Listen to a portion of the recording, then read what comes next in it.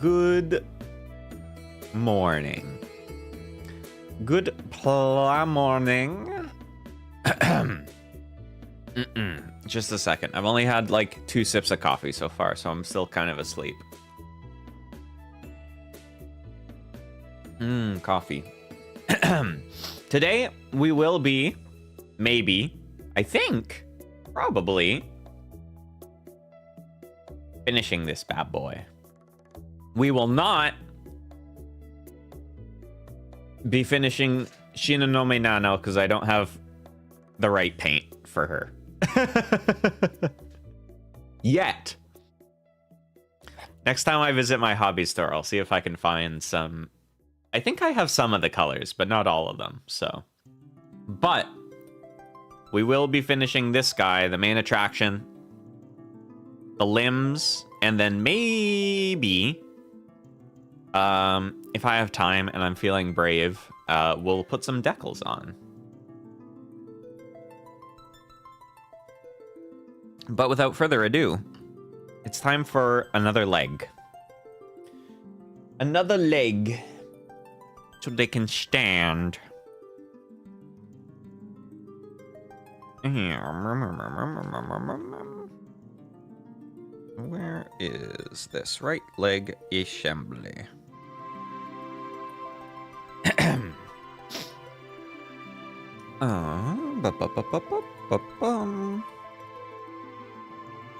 These bits.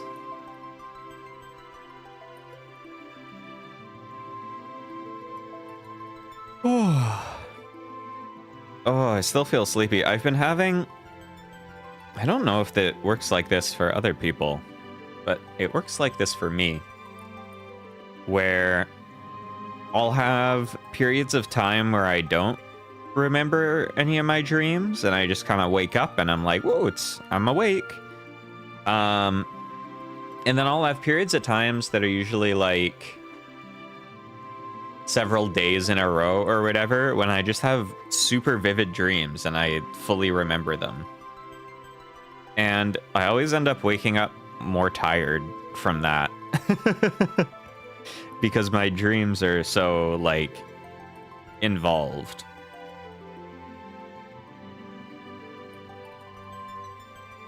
It's exhausting.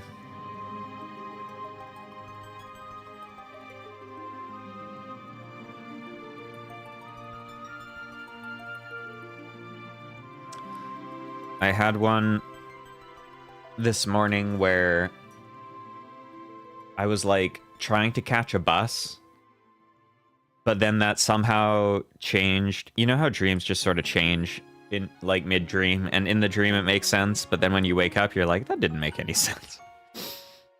I was trying to catch a bus, and then somehow mid-dream that changed from I'm trying to catch the bus to ride it to I'm trying to, like, figure out where the bus is because I think the guy driving the bus is, like, trying to kidnap people or something. And I'm on the ground, but other people are driving after it. And then I was ahead. And then we saw it come out from this street, and it was going fast, but the people chasing it came out too. And then they arrested the guy driving the bus. And we went to his office. He had an office for some reason. I don't know. He was a bus driver, but he had an office. It made sense in the dream. And he had like documents that showed that he was guilty. But then while we were there, I got this phone call from someone and they said all this stuff, and it was like, oh my god, what if the bus driver was possessed by this person and they're the real problem? Whoa. It was very complicated. Speaking of things that are complicated, where did I put my sanding thing? How do I have like 3 of these and I always... Oh, it's on the floor. That's why.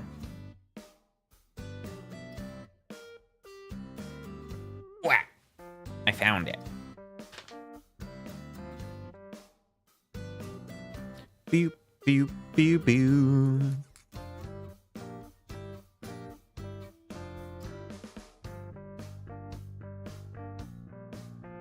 I also have dreams sometimes where I hate these. It's like my body understands that it's supposed to be asleep, but also that it's awake in the dream. And so in the dream, I'm awake, but I'll just feel incredibly, incredibly tired and sleepy. And it will just be me trying to get to somewhere where I can sleep, but it's really hard to do because I'm so sleepy. They're the worst. Because then you wake up and you still feel the sleepiness of the dream.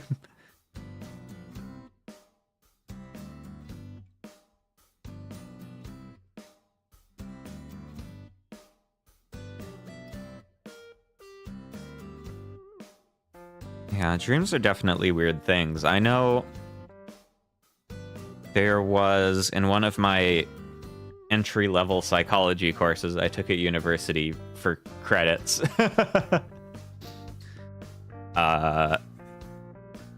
which were fun, actually. So my program, I did computer science in university, and there was actually like a lot of open credits in the course.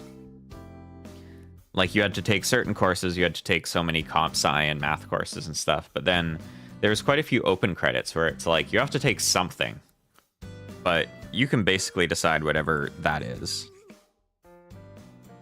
And I took some psych courses because they were interesting and they were easy. But anyways, we had a chapter in Psych 100 or 101 or something about dreams. And basically the conclusion was that we don't really know why we dream. That was a lot of that class. Was we'd start a chapter and it would introduce something that it was like... I feel like that's just a lot of science in general, is like, hey, you know this thing that happens to everyone that everyone knows about? It's like, oh yeah, I know that. You ever wonder why that happens? Oh yeah, I do, actually. That would be interesting to learn. Okay, well, the answer is we don't really know. But here's some guesses.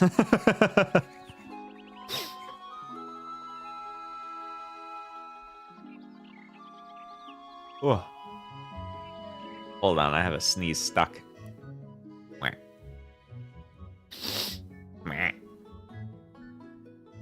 The one thing we do know, though, is that if you don't dream, you die.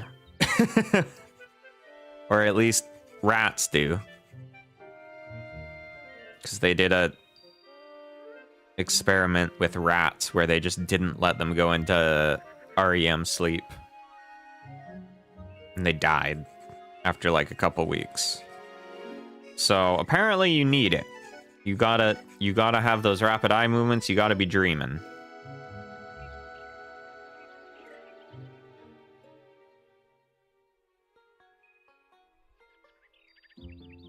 Even, like, dreams aside, we don't even really know why we have to sleep, which is fucked up.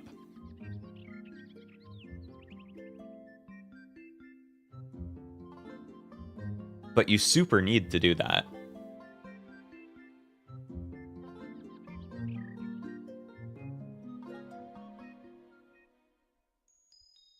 Because I think usually, or at least for myself, when I think of sleep, where the fuck did I put my polycaps?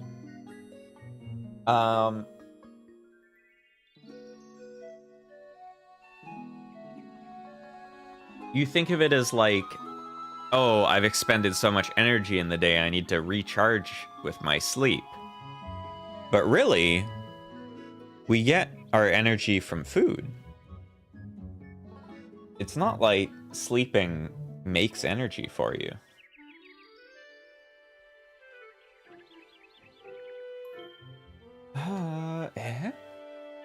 Just a moment. I have placed my polycaps somewhere. Aha! They were in the same place as my sanding stick. Conveniently located on the floor. Just a second. Let's see if I can pick this up with my foot.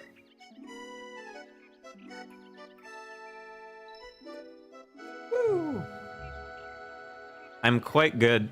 I will not show it on camera because people are weird. But I'm pretty good at grabbing stuff with my feet. I can pick up objects and deliver them to my hands. It's very useful. Okay, we needed PC 6?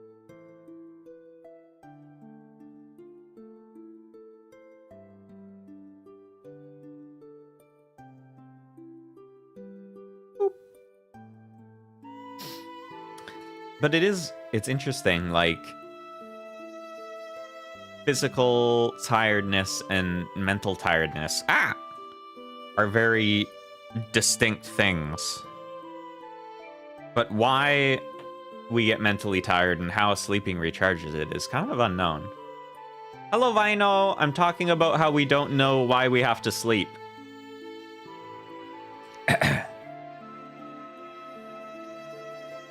I think we're gonna finish Nano's robot today. Nano's robot sounds weird because Nano's a robot. Nano's mech.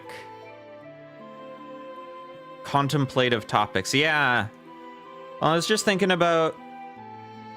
We don't actually know why we have to sleep or why we have to dream. We have to do both of them. They're both important, but scientifically, it's actually unclear why they're required.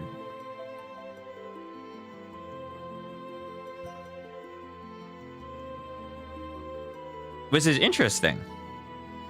It's like we have a really clear and in-depth understanding of our other necessities. Like why we have to breathe or why we have to eat or drink water. Like we've got it kind of locked down, honestly, why we have to do those. But for sleeping, which we also do all the time and have to do or we die, we're just kind of guessing.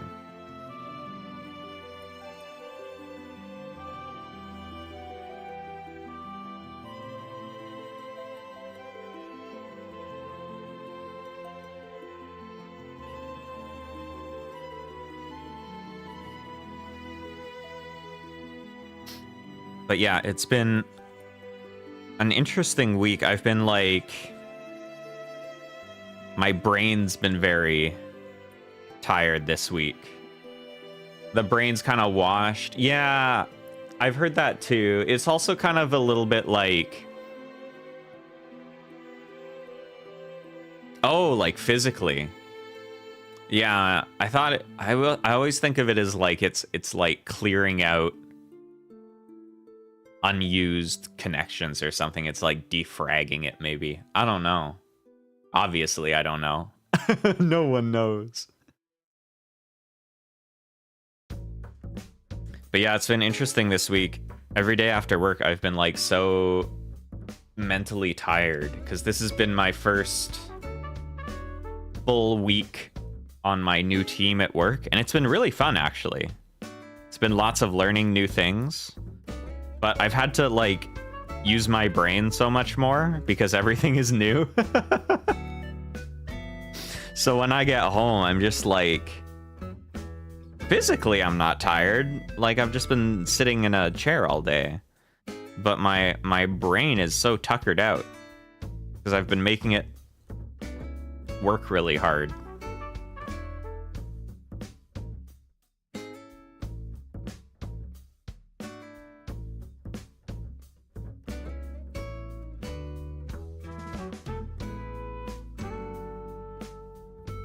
It's been fun, though. I'm really glad I volunteered to switch teams.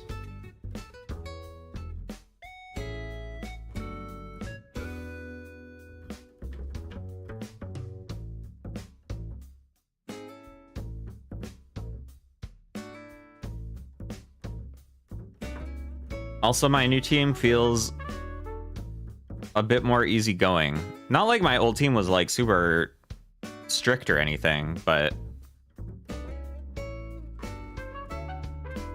like an example is when we'd go out for a team lunch. On my old team, when someone came around and said, "Hey, can I get everyone drinks to get started?" Everyone would say, "Oh, just water's fine." And when I go out for a team lunch with this team, everyone says, "Oh, I'll have a beer, please."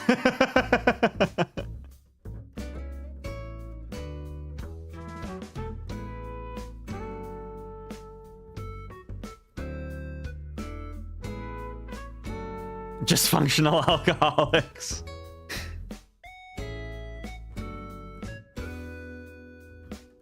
But yeah, it's been fun so far. I've been getting to do different stuff. I've been getting to do more front-end stuff so far, too, which is fun. The nice thing about doing front-end programming is you get to see your changes immediately. So, like, a lot of back-end work, you kind of have to finish, like, everything before you see it, if that makes sense. It's like if I'm designing something on the back end to do some task, basically everything has to be done before I see it do the thing. But with front-end work, you can make a little change and then reload the page and you can see what you changed. Which is kind of nice. It feels like you get to make more incremental progress, it feels like.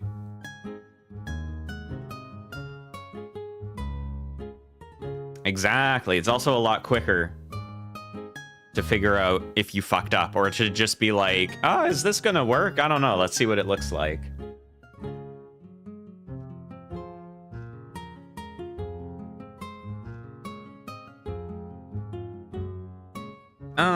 Okie dokie. So we have those together. And then I need B13. Oh, this song is really loud. Hold up.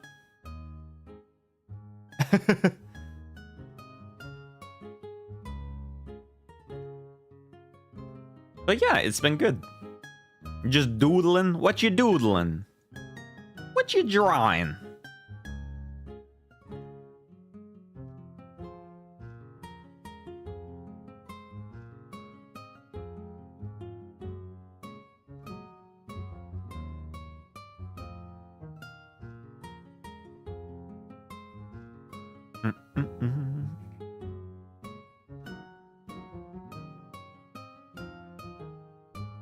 You're on the spot now. A study of sorts, you could say. Okay. I'll allow you to leave it at that. 'Cause I am magnanimous.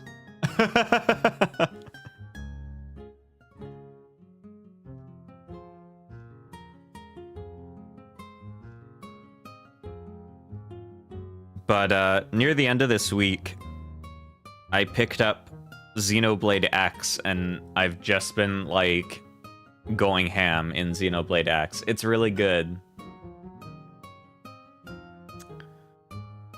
I never was able to play it before because I, like many other people, did not own a Wii U. And it was stuck on the Wii U for many, many years. And I've played all the numbered Xenoblade games, and I really like them. And I knew that X was like a different timeline or something, but also that it had mechs in it.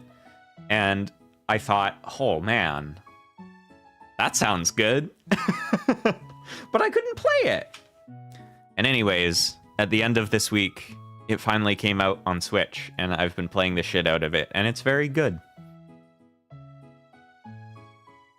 It feels, and I've heard in development, it was originally intended to be an MMO, and you can still kind of feel that in it a little bit.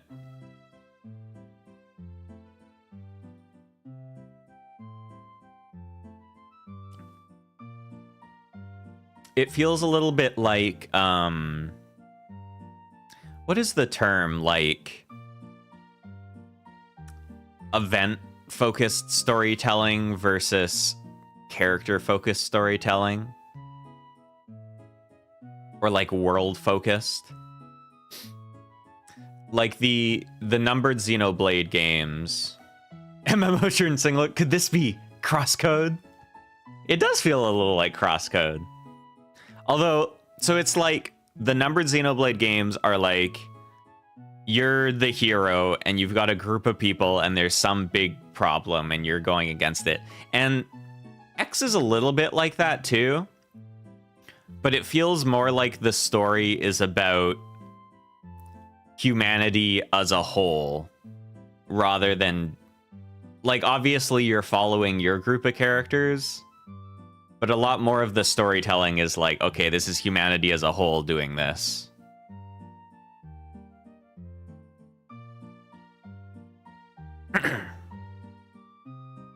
One of the things I actually really like about it so far is that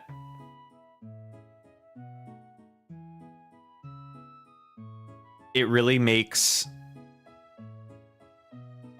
like, in the galactic scheme of things, everything that's happening to you and humanity is obviously, like, very big for you, but it makes you feel like it's insignificant in the galactic scheme of things. Like, basically, Earth gets destroyed right at the start of the game, like, actually, technically before the start of the game, like in a prologue, so it's not a spoiler.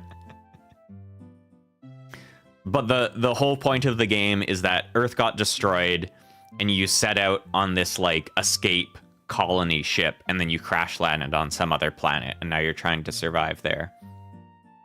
But the reason Earth got destroyed wasn't just because some alien race came to destroy it. It was that two alien races were fighting each other, and you just got caught in the crossfire, basically.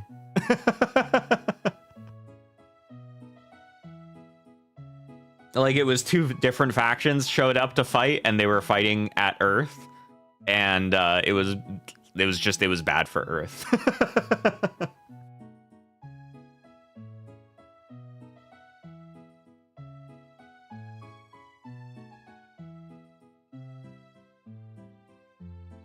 And then some of the aliens that were there show up again and, like, follow you, right? And they're like, yeah, we're gonna kill all Earthlings. And you're thinking, like, oh, damn, this must be, like, some super powerful alien race that wants to destroy us all for some reason. And then you talk to another alien race, and they're like, oh, no, they're just, like, a tiny part of this bigger galactic empire. They're just like a crime syndicate, basically. So it's neat. It makes you feel small on the galactic scale, which is cool. It's cool storytelling.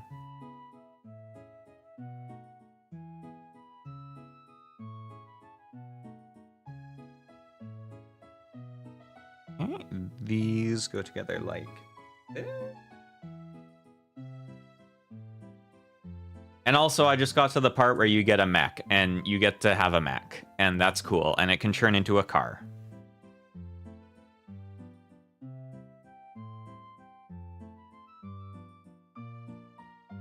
It can't fly yet, though. Hey, there we go. Now, the foot.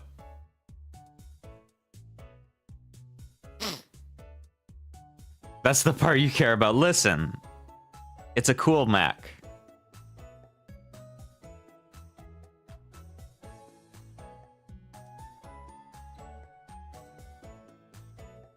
But the open world stuff is very impressive in it. The fact that this was on the Wii U is kind of crazy.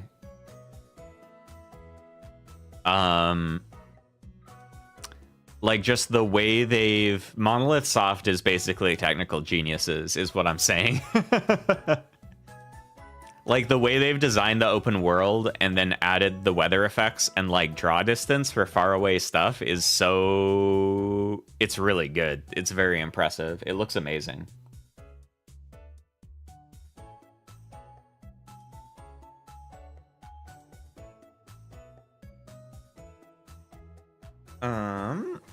Where are these other bits I need?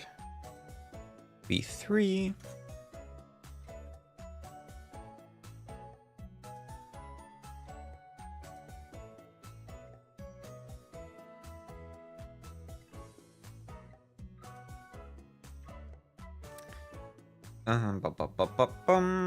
And then G, that's the pink.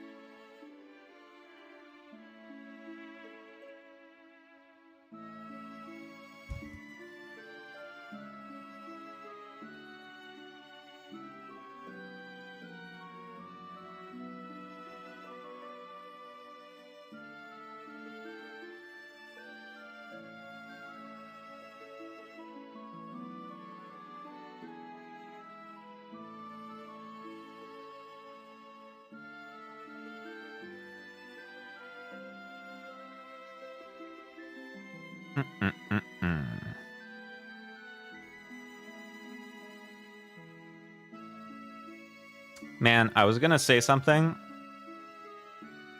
and then I forgot what I was gonna say, and then I thought about what I was gonna say, and then I still couldn't remember it. So I won't say it.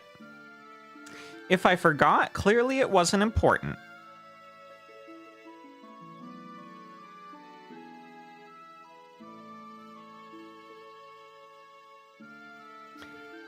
But I am motivated now in Xenoblade to continue on, not to save humanity, but to be able to buy cooler mech parts.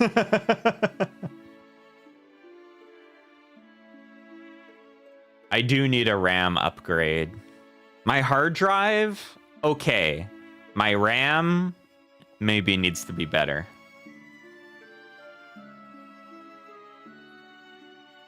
I think my CPU, okay, but maybe better cooling. Because at the end of work, it's, like, overheated.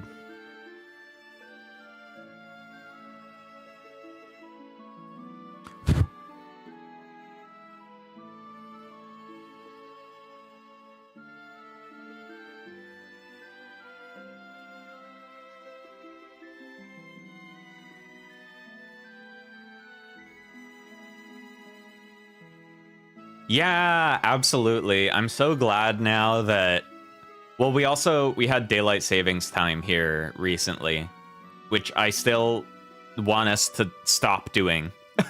But at least the one we do in the spring is nice, because it means that we get more sunlight at nighttime, or like in the evening.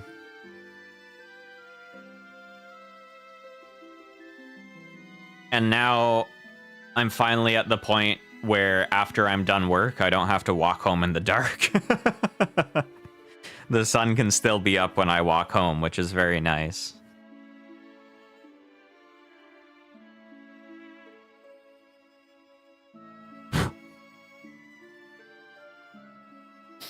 It's really...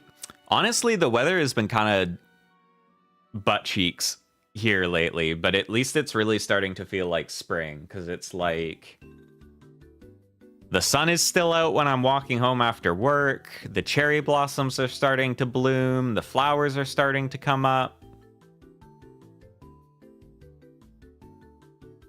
Can't wait for people to complain about it being too bright at night. What's like the latest sunset you get? I think ours is like 9:30 or 10, like in the middle of summer.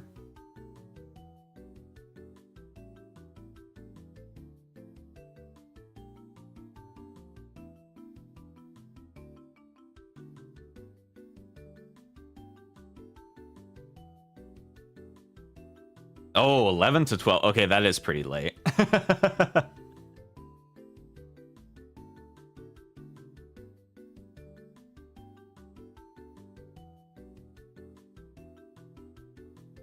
Yeah, I think our latest one's like 10 o'clock, which is not that bad.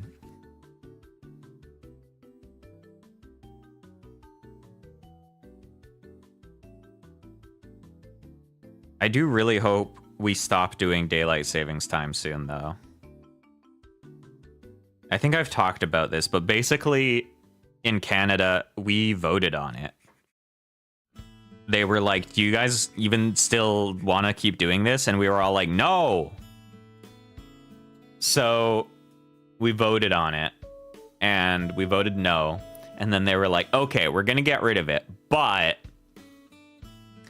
they're also going to vote on it in the States, and it would be nice if we all did it together, you know, so it's not confusing when you cross the border that some of them are daylight savings and some of them aren't. And we were like, okay.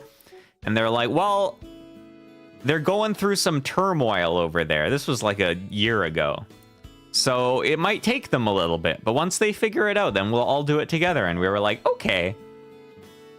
But those guys are being dicks right now, so maybe we should just do it. Maybe let's not wait for the States. I think they have more important things on their agenda than daylight savings right now, like being a pile of shit, so the sun never setting would definitely fuck me up. That's like when it just goes in a little circle in the sky.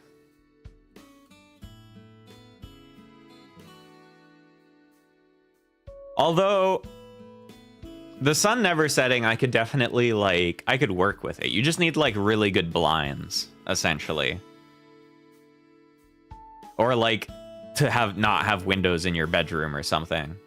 This, having it be dark all day would, I think, fucking kill me.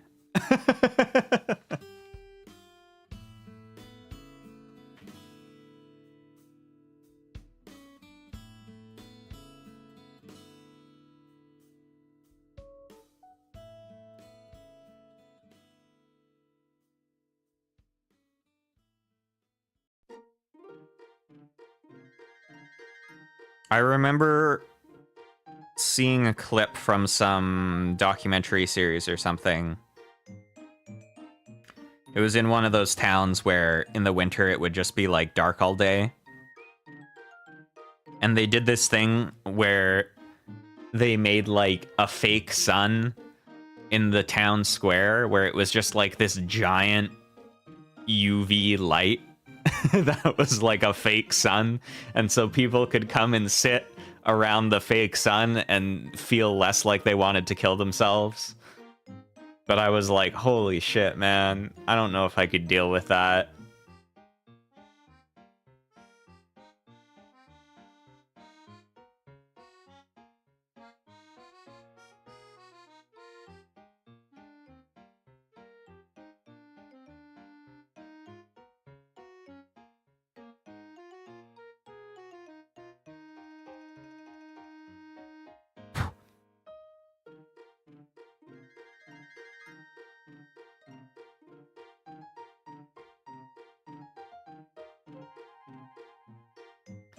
When I was in Portugal, the first place I was staying at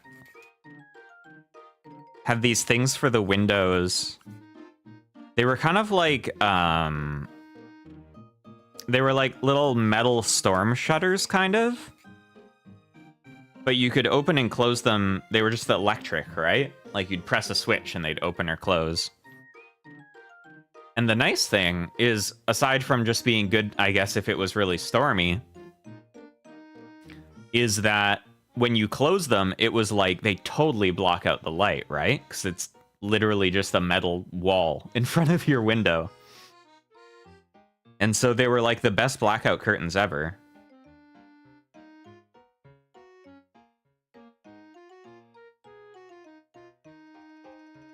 It was really nice. It was like, damn. How much would it cost to get these installed on my place?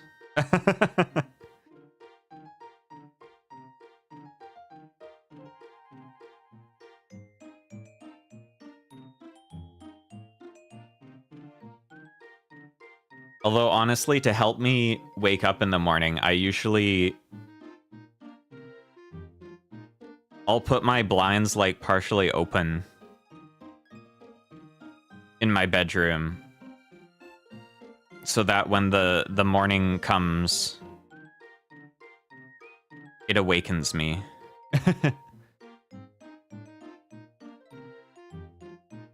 Found that total blackout. Yeah, for sleeping, it's not for me. What I actually want it for is...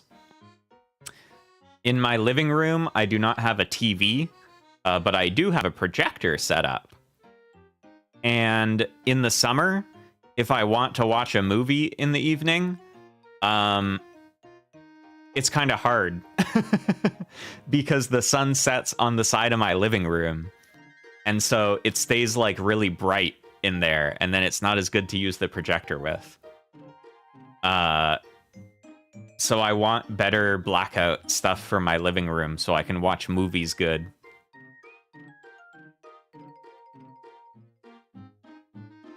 My little home theater.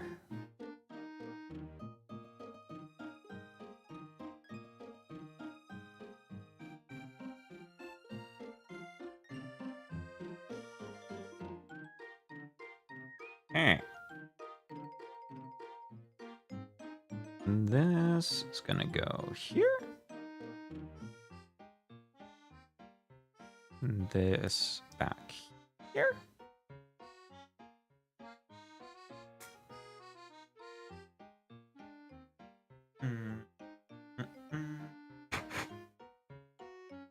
Then this up here. Right? Oh, was I supposed to rip that off?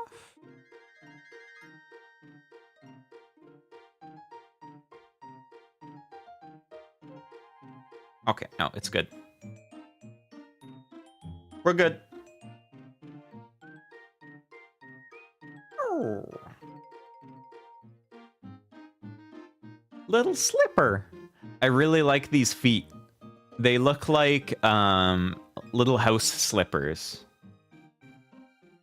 Like when you go into someone's home and they really want to keep the floors clean, so they're like, wear these.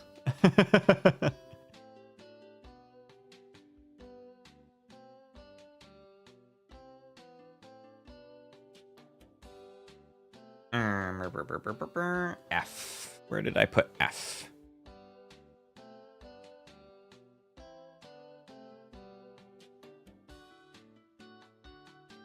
Crocs.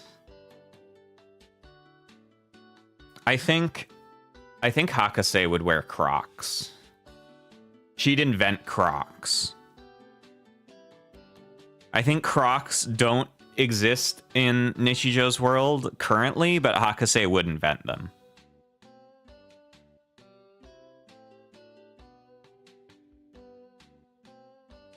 And then Nano would have to wear them to school, and everyone would be like, "What are you wearing?" And she's like, "They're called Crocs."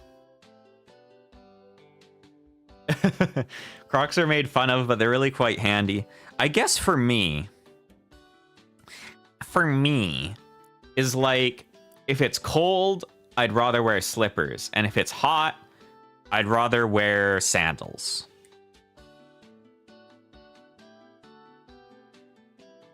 I think sandals are so awesome. And so I feel like sandals just kind of eat Crocs' lunch.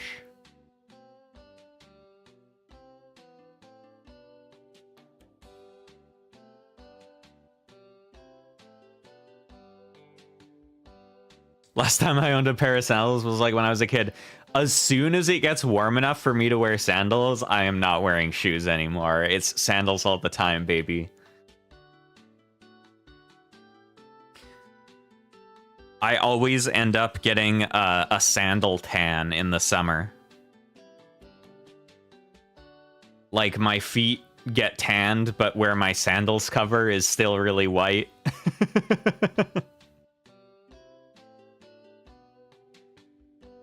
And then when it starts getting colder in the fall, I'm like stubbornly continuing to wear my sandals until it really is just too cold. Of course I don't wear socks with my sandals. One of the biggest benefits of sandals is that you don't have to wear socks. You can let your toesies out and be free.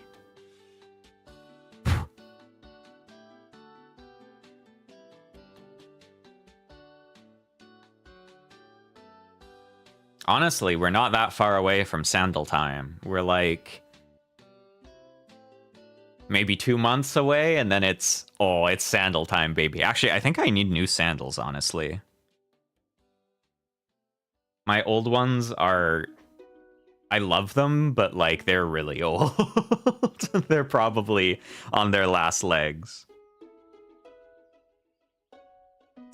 Okie dokie. What polycap do we need here? 7.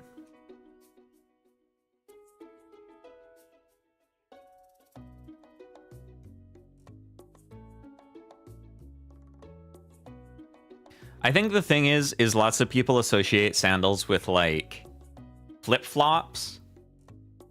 And, like, yeah, I wouldn't want to wear flip-flops all the time. Flip-flops are good for, like, what you said, like, I need to put on something quick to go outside, or, like, I'm mopping something up, or wear some flip-flops. But, like, a good pair of sandals are, like, basically just as good as shoes, except they don't cover the top of your foot. Like, they strap on, your feet are secure, they got a good tread on them. You can go hiking with those bad boys. You can go anywhere with those. And your feet will be able to breathe.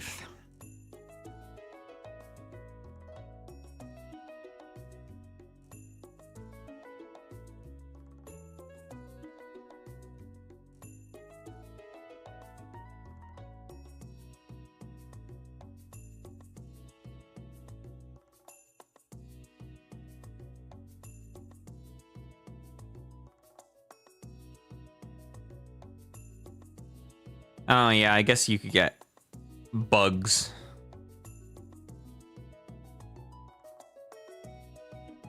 I am happy. We have ticks here, but I've never had one, which I'm glad of, because they scare the shit out of me. They're creepy. But I've never had one get me.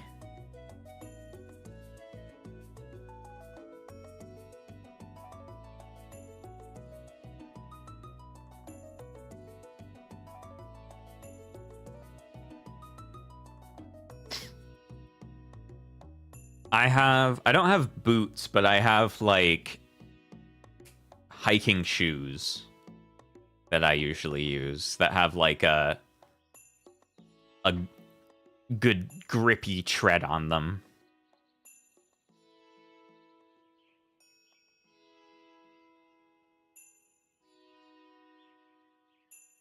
But I'm a robot, so I guess that's why bugs don't want to bite me, hee hee. I say that, but mosquitoes fucking love my blood, and I think I have, like, a slightly more potent allergic reaction than the average person to mosquito bites, because I swell up like a shitload when I get bitten by mosquitoes.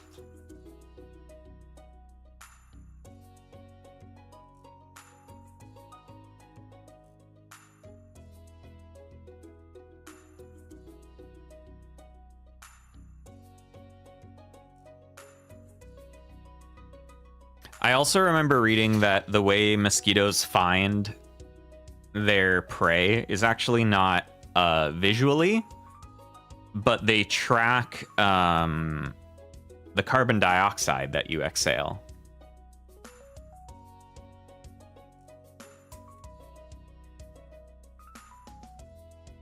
I don't know, maybe some people's carbon dioxide smells better. And they're like, oh, this person's got good blood.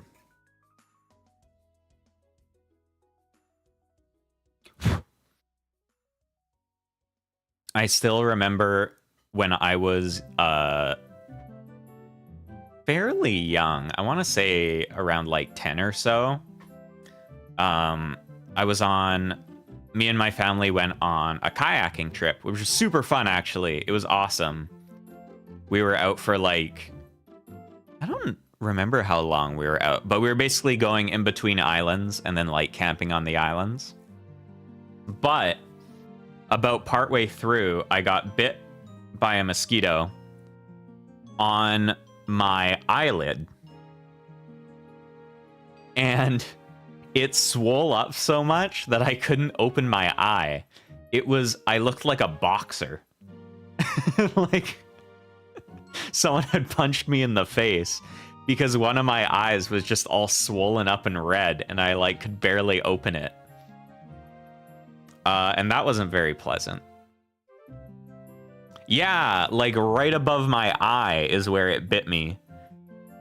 And so naturally, because I blink and move my eye, it would get moved around and agitated, so it spread all the mosquito juice everywhere. And then with me swelling up more than normal, it was just like...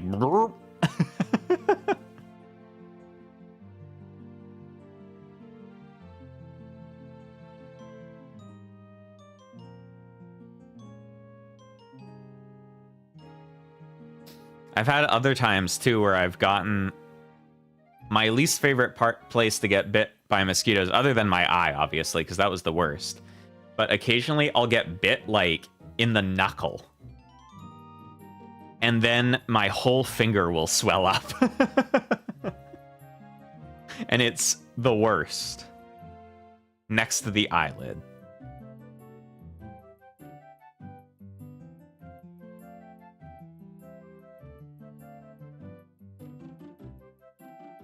Slipper complete.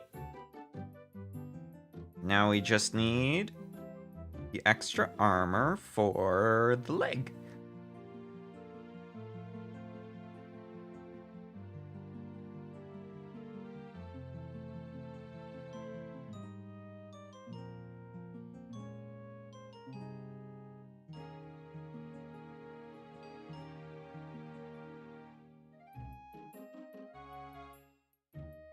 Something bit my hand. The swelling was the size of the entire hand. Yeah, I've had stuff like that from spider bites before.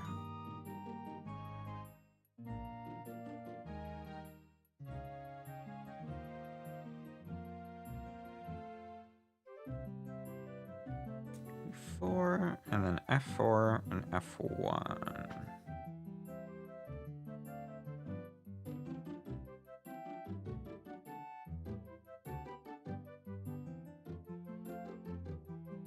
I don't think there's any spiders here that bite. What? Like, every spider bites here.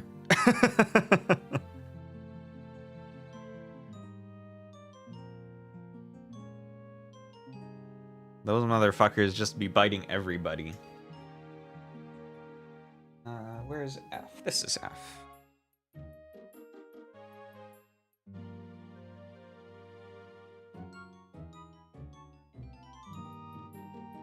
We have, like, we have Black Widows here, too, actually. I think I've only seen one, like, once, though, maybe? They're not super common.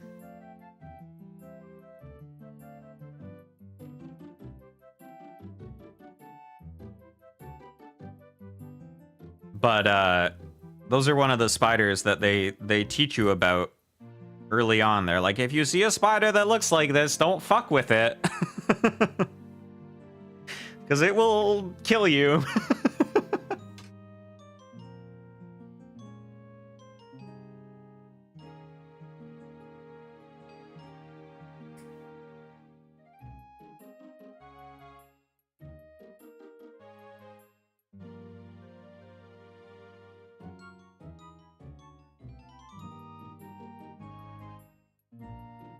Spider lives sort of underwater. Oh yeah, like a aquatic guy. I'm thankful we don't really have too many like really big spiders here, because I am scared of spiders.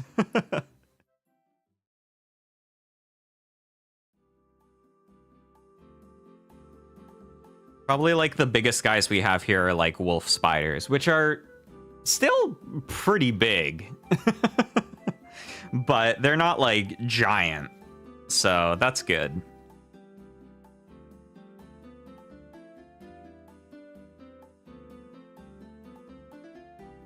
size of a thumb knuckle. Yeah, I've seen a couple that are maybe more like the upper part of your thumb. Like knuckle to end, which was bigger than I would like to have seen, but still not that bad.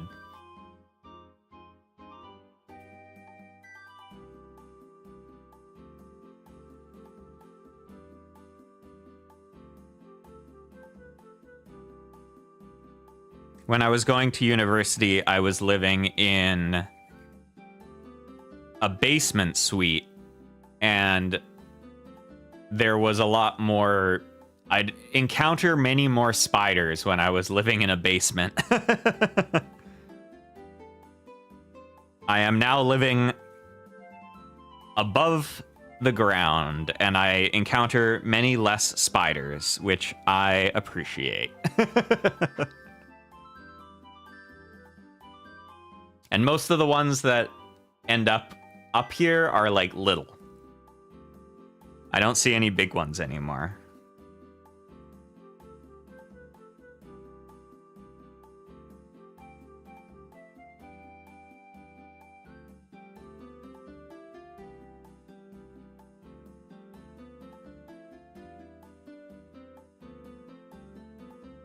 My biggest problem too is that even though I'm really scared of spiders, if I actually kill them, I will feel guilty. Because it's like they're not even doing anything to me. I just am creeped out by how they look. I feel like I shouldn't kill them for that reason. I feel guilty.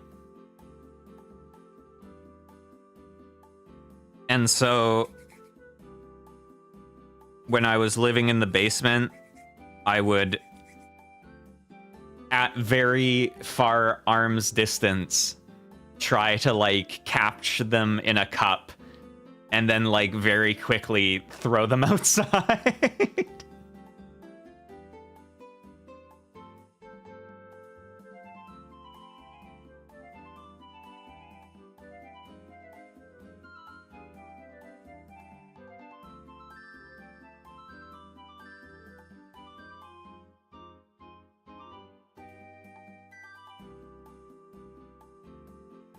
But here the only ones are like, there's not really any that are really that big, and Theses eats them. And that's okay, because that's nature. So it's all right. That's the pest control my cat does, is she eats the spiders.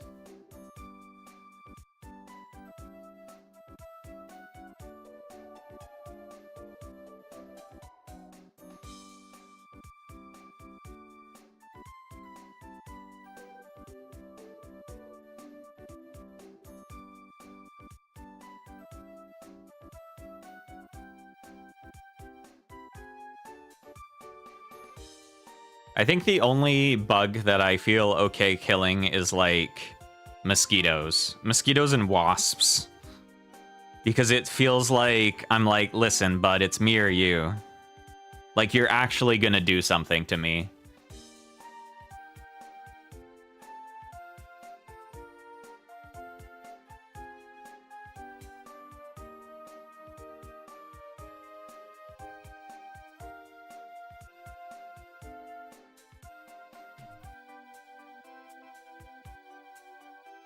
Honestly, if mosquitoes could bite me and just take some of my blood without giving me a giant itchy welt and or potentially transferring diseases to me, I'd totally be okay with them doing that.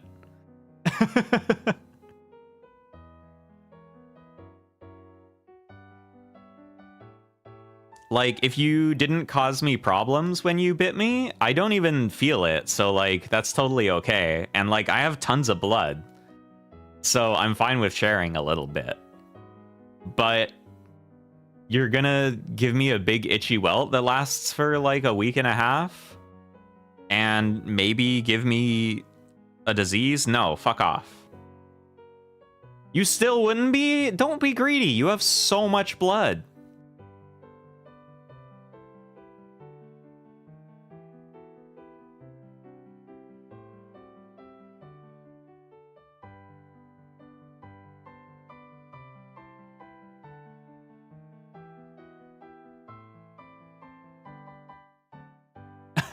I don't know if you've ever seen that little animation where it's the witches talking about making a beauty potion. And one of them's like, I think it might be a bit problematic because it uses the blood of children. And she's like, well, they've got a lot of blood, Miriam.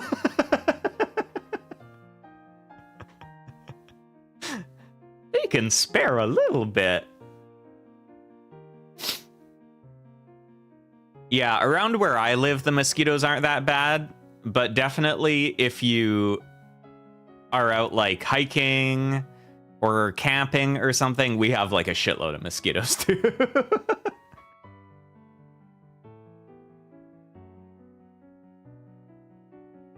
Maybe if they made like reservations, it's like, listen, I can't, not all of you can have some, but like I can spare some for like some of you.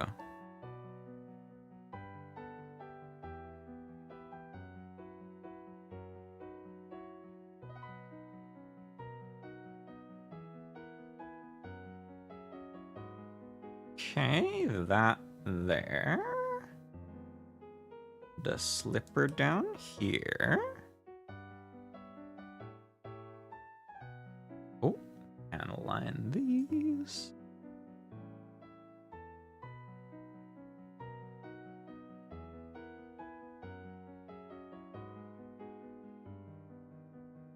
This on the back. Oh, right, this piece is weird. Like slides onto here.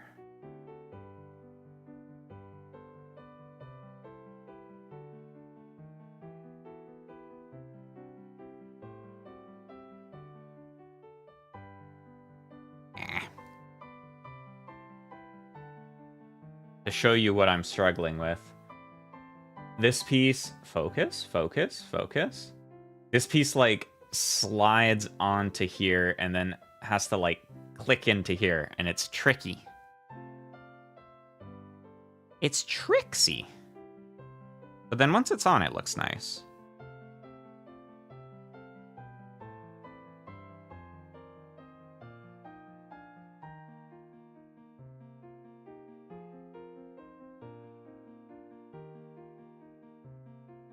Actual functioning knees in that they're as weird and awkward as our real knees.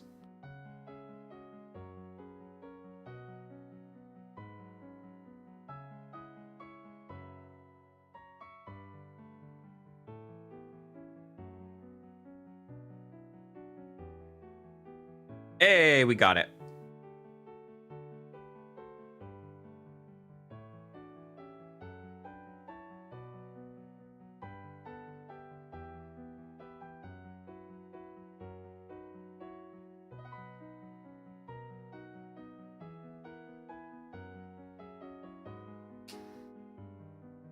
Yeah.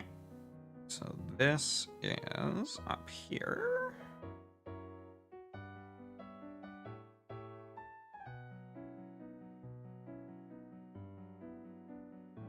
And then that bit is gonna have the big shiny piece. Where did I put those? Right here.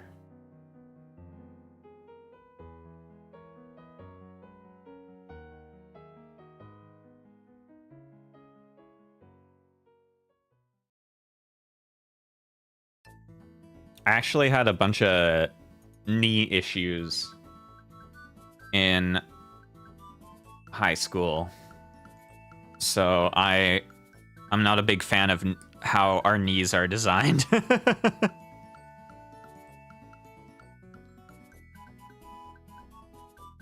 The doctor said the cartilage in my knee was inflamed.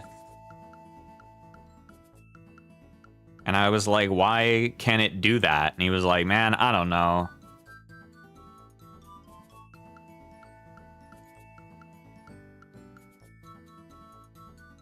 Is it still an issue? No. It's fine now. It wasn't like a huge issue. It was just like my knee would get really sore. But the doctor was like, it's not actually like dangerous to your health or anything. Like, you don't have to not do stuff. It's just your knee is gonna hurt if you do stuff. Which was a problem for me because I was really into rock climbing in high school, which is probably why my knee hurt all the time.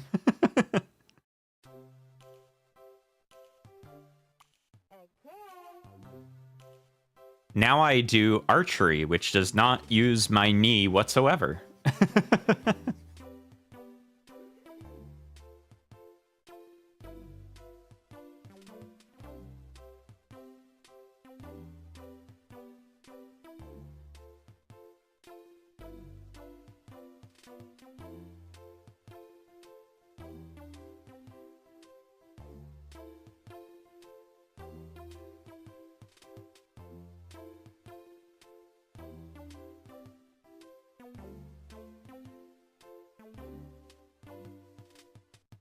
Exactly, it all works out.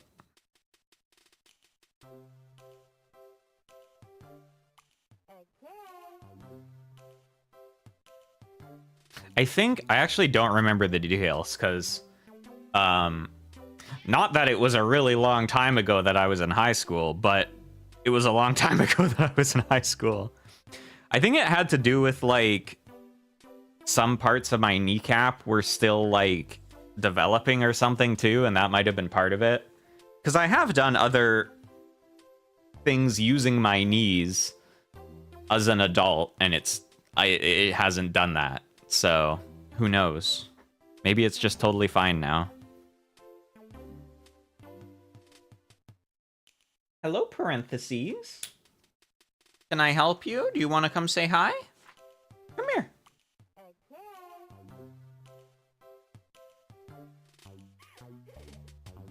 Hello. Yeah? Oh, there's birds out there. Theses is here. She says,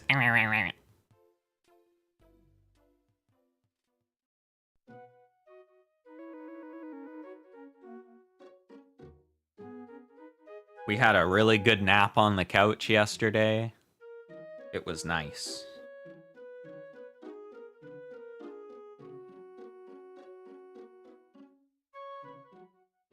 Okay. So this goes over this. And then, oh, hello, parentheses. Yeah, I'm putting the leg on. Boop. 2 legs! Yippee! They can stand! Yippee! Hey, baby. Hi! Oh no. Under attack. Are they yummy?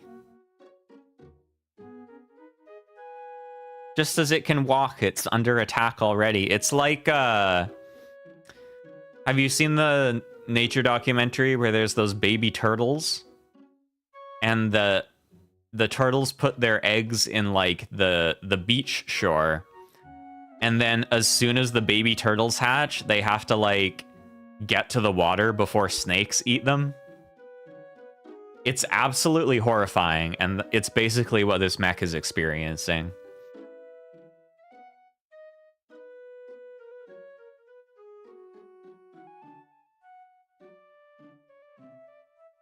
DCs, don't bite my camera. Don't bite my camera. I'll beat you up.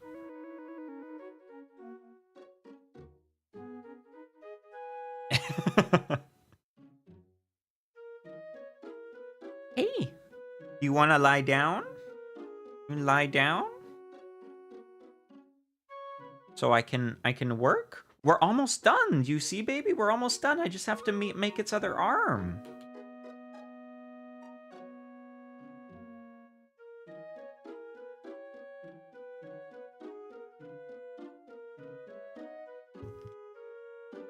Hey, don't bite that.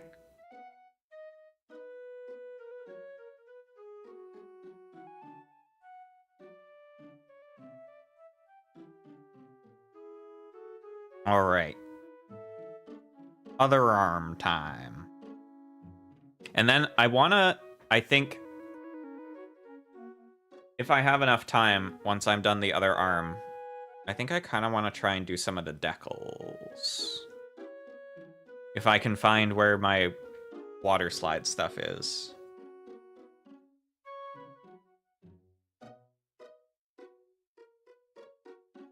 Are you hungry for plastic? Am I not feeding you enough plastic? Is that the problem?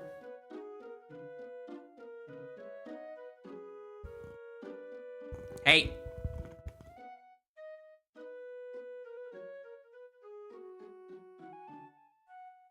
You are a little creature.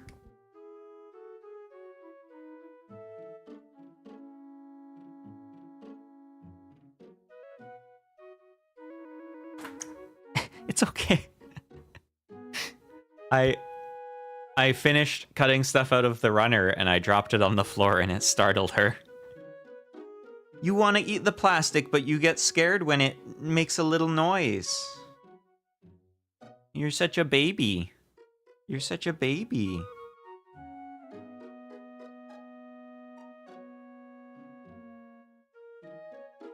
It's okay. I still love you. Even if you're a baby, I still love you. Yeah.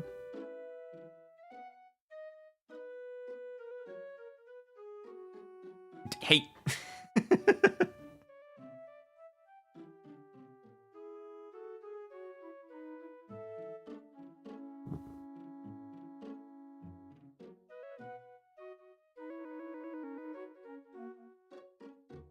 You little monster.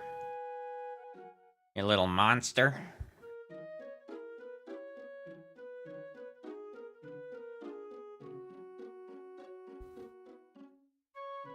Hey, ow. Boop, boop.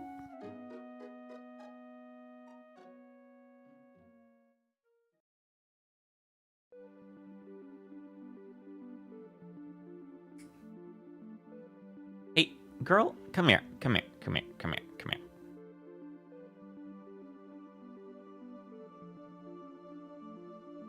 Man, as I was falling asleep last night, I was thinking about my theories for Outer Wilds DLC.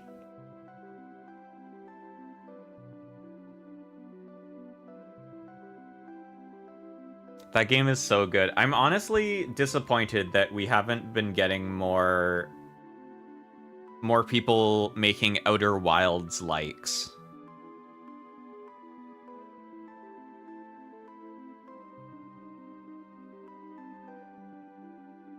I guess it's not the easiest thing in the world to copy, but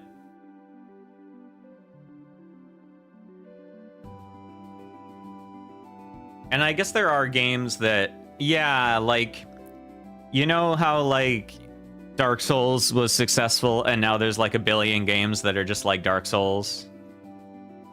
I guess there are games where information is progression. Like Outer Wilds, but there's not, like, a lot that have that same feeling of exploration to them, it feels like.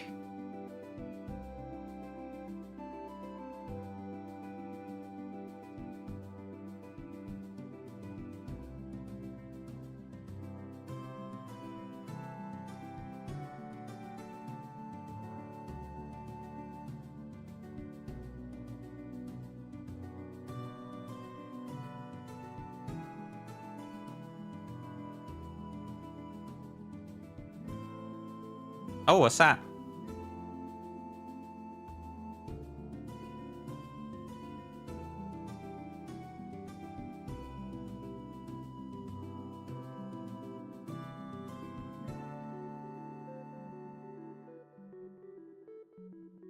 Oh, Fear and Hunger. Yeah, I guess, like, the uniqueness in Outer Wilds is that the entirety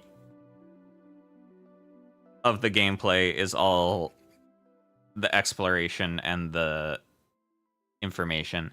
There's... What was that puzzle game? I always fucking forget the name of it. It's older, but I think it was supposed to be kind of similar.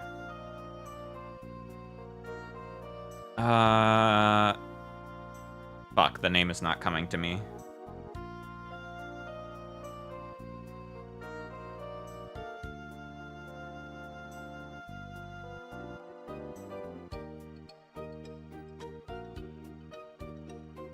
I mean, I think the other thing Outer Wilds does that's probably the thing that would be annoying to replicate is having, like, a really well-modeled physics and gravity system. Is it a super old game? It's quite old.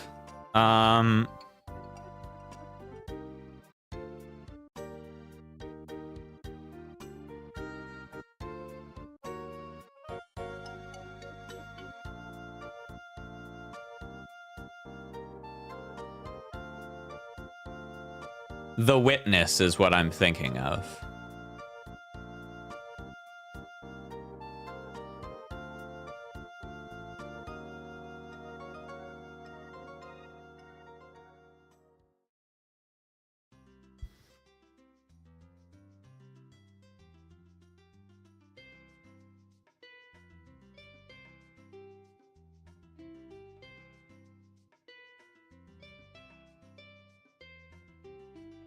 I'm just reading a Reddit thread now because I Googled it to try and figure out what it was called. Of other games with knowledge as progression. People mention Obra Dinn too, which is also a knowledge progression game, I guess. Oh, Hypnospace is a little bit too, yeah.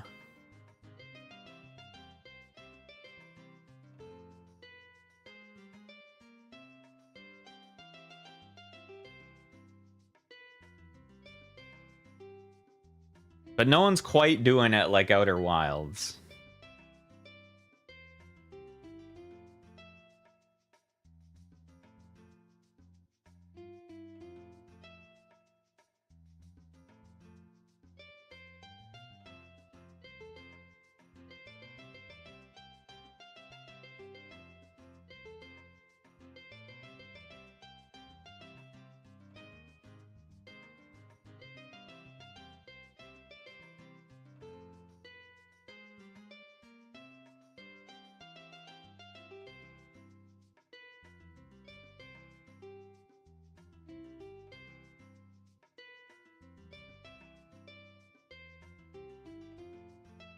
I also super appreciate how good Outer Wilds fans are about not spoiling the game because they know that that will ruin it.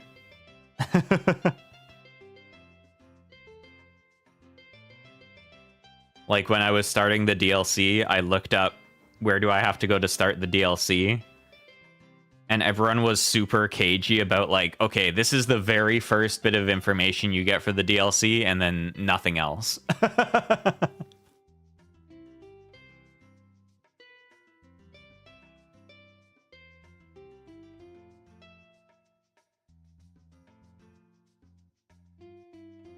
Okay, these bits are all cleaned up. We need some other things too, though, I think.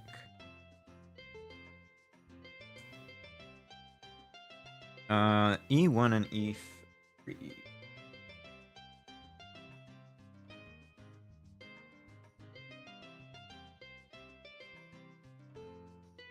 Boom, boom, boom.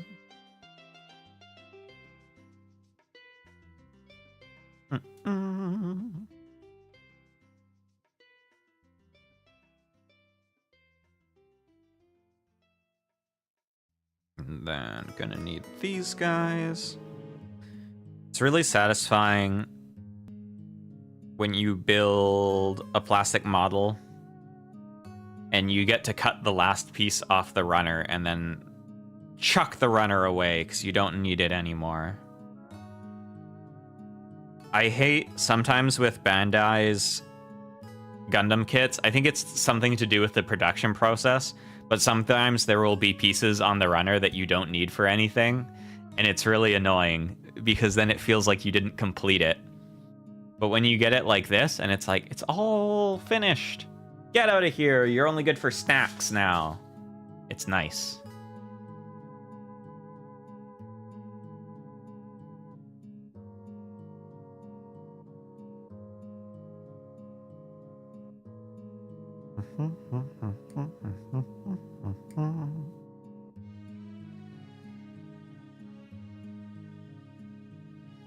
Boo, boo, boo, boo, boo.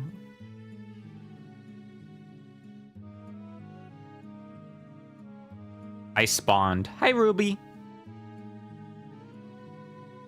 We're almost complete.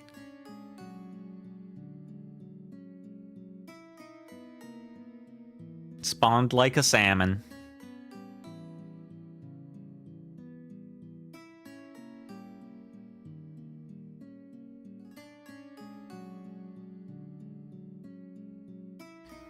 Seeing the salmon run is actually so depressing, for real. When it's salmon season here on the west coast of Canada, you can go to the rivers that the salmon swim up, and it's super depressing because there's just dead salmon like all over the place. And it smells really bad. But the birds and the bears are happy as hell, so I guess there's that. I've been playing Magic and TRPG all day. I'm not in touch with reality right now. Hell yeah.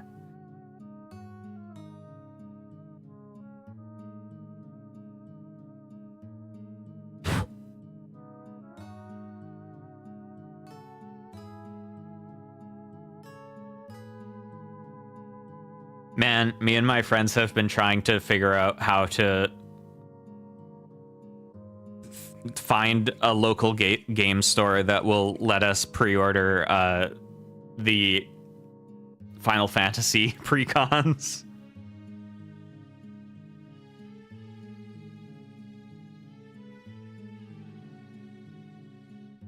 I think the funniest thing I saw when we were looking for places that would let you pre-order them is that GameStop was accepting pre-orders for the MTG Final Fantasy precons, but you literally just had to say, I want one of them, and they'd give you a random one.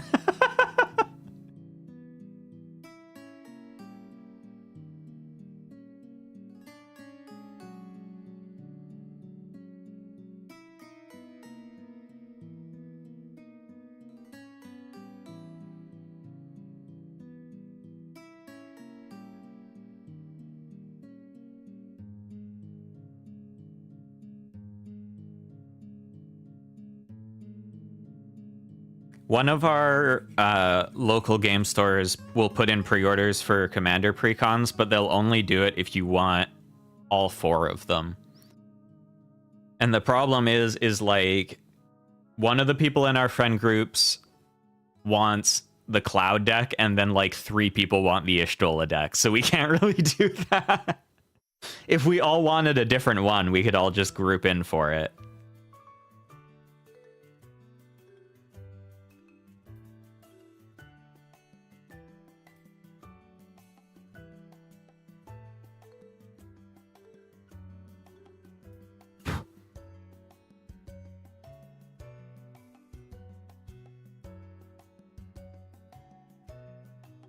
I am curious to see too, because I felt like, and I don't even know if someone said this or if everyone just assumed it, but I felt like I'd heard at some point that the precons were going to be themed, like based on games. But honestly, the more I think about it, how are they going to make that work while also having color identity work? Doesn't make sense to me. You know? Like, not everyone in FF7 is whatever Cloud's colors are.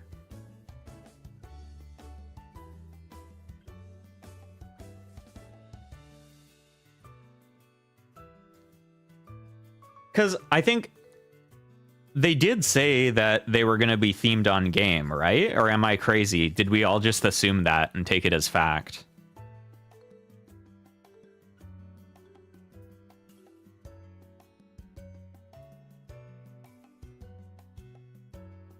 It is true? Okay. Because honestly, you can fit a lot of FF14's cast into Esper TB Quite H. But not entirely.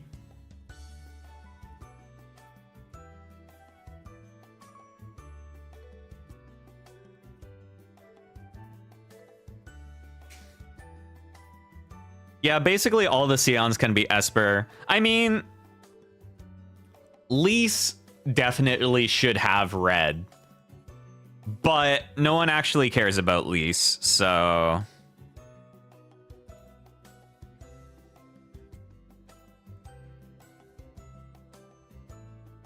Emmett is 100%. I could also see Grixis being argued for Emmett, but Esper is fine.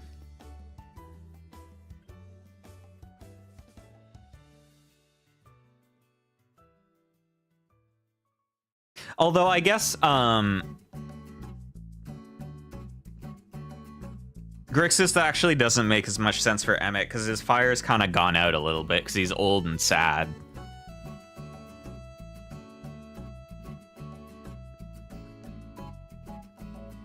Estinian, Alice, maybe Graha. Honestly, out of those three, I guess Estinian does make sense to have red.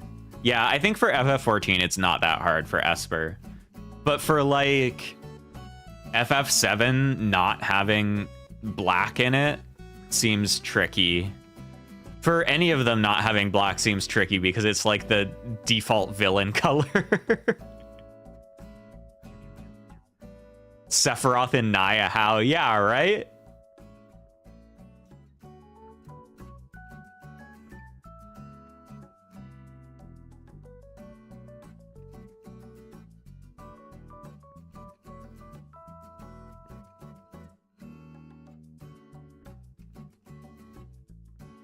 I think they already spoiled a Sephiroth creature, but he was, like, not Naya colors. I think he was, like, Demir or some shit.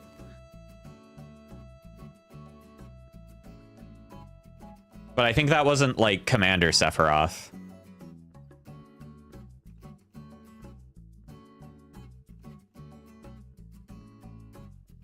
Yeah, in the dual decks, there's a Demir Sephiroth. And he's like a Masker Worm / Yaheni, basically. Also, they really love putting Vigilance on these Final Fantasy cards. I feel like this is the most legendary creatures with Vigilance I've seen in a while.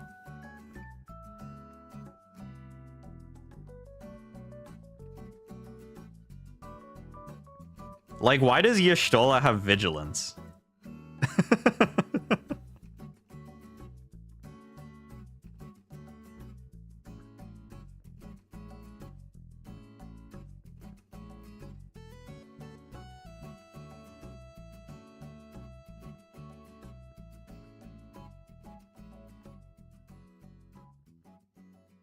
I do feel like we're gonna get an Esper Emmett as, like, the alt commander, because that just makes sense.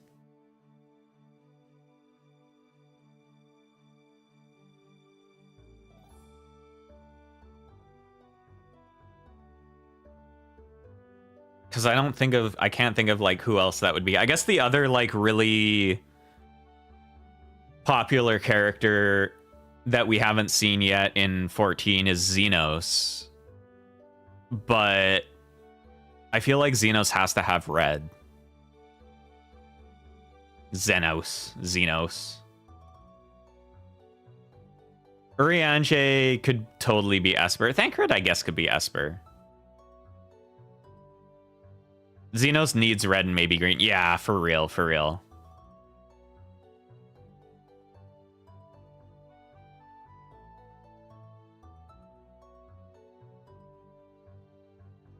Same with Gaius.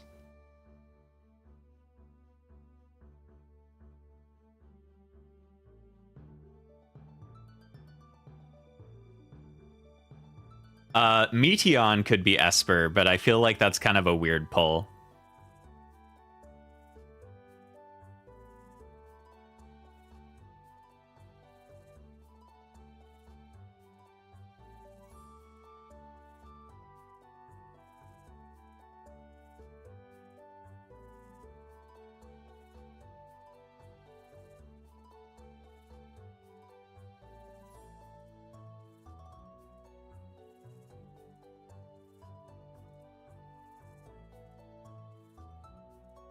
I could see Heidelin being Azorius, but it feels like she should have green to me. Or be like Wooburg.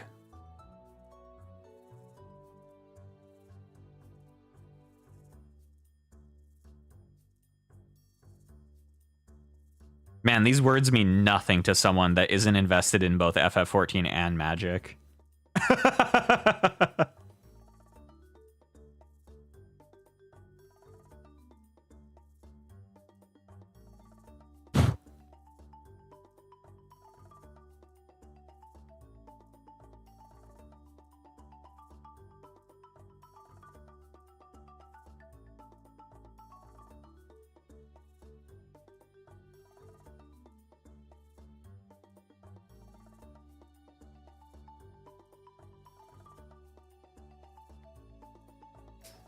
Okay. Those are done.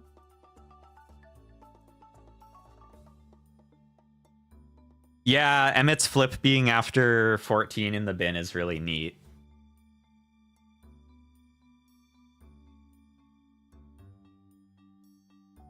After the rejoining is complete.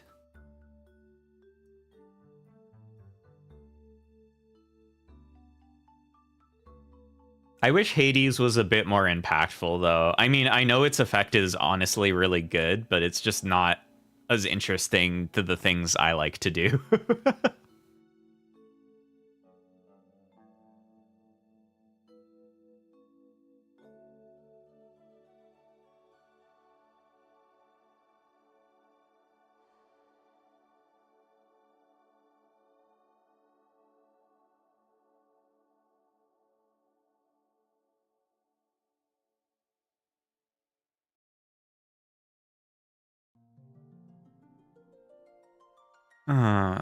What do we need here? Ah, these ones. Oh my god, speak of FF.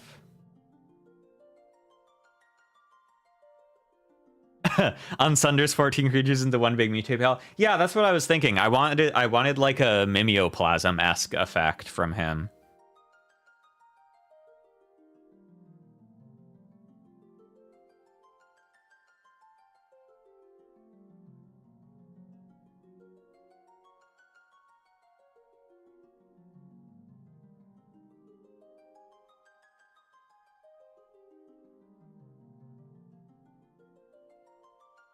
Or like Mimeoplasm effect, but you could pick any two permanents, so you could like meld enchantments together, or like an enchantment and a creature or something like that.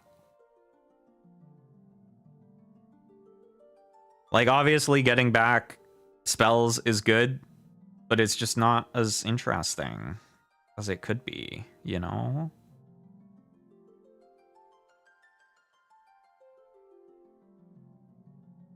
How the fuck did these go together again? This is a weird one.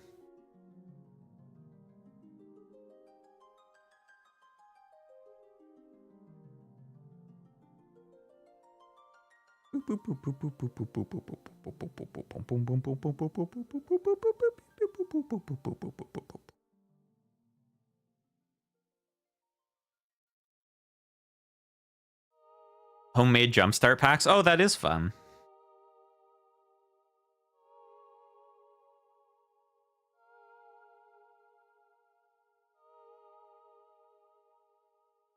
What themes have you been doing?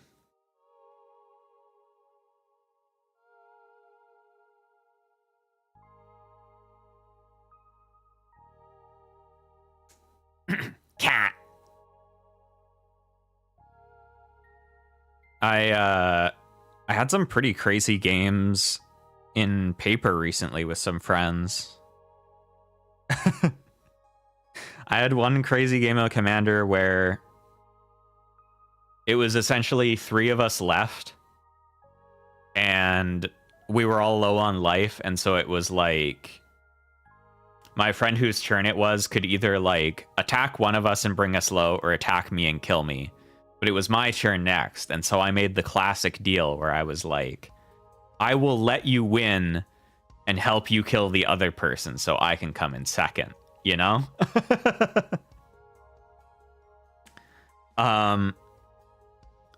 But I sort of still won because on my turn I played Mind Control Emrakul, and so I got to control them for their turn when they killed me. So really, if you think about it, kind of I won because I was controlling them when they won.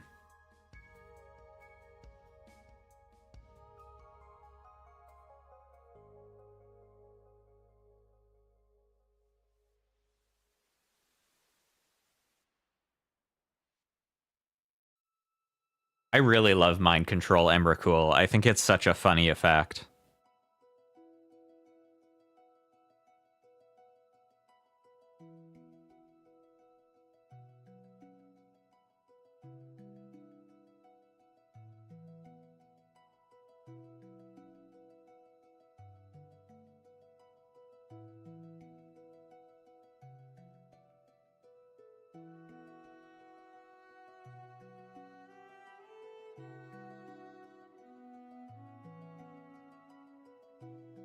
I modified my Ulalek deck to have some more of the Titans in it, which technically Ulalek doesn't really want, but you're playing Eldrazi. Are you gonna not play the Titans?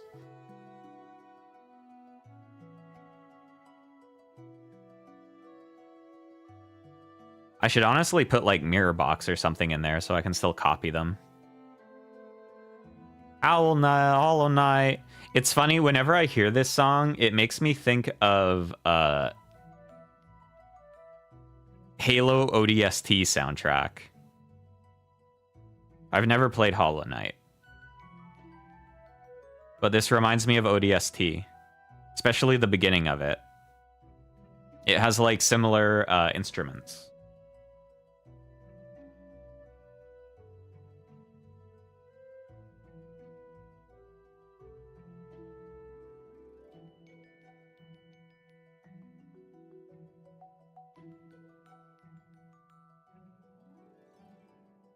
There's that.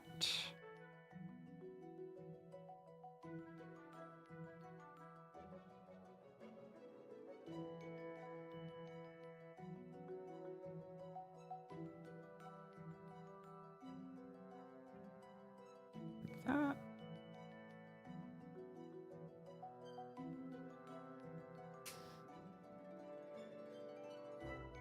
Okay. So now all we need is some bits of armor and the little pink grippers.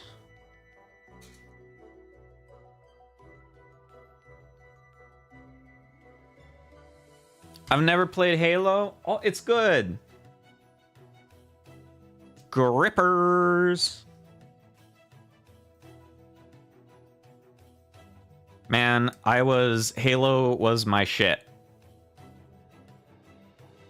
when I was younger. I was a Xbox kid.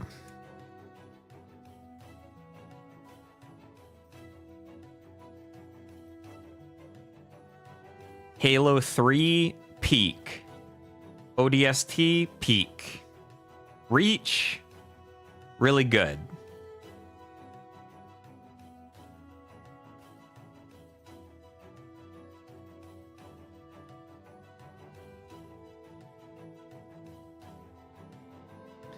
There was someone in my chat yesterday who was like, you should stream Black Ops 6.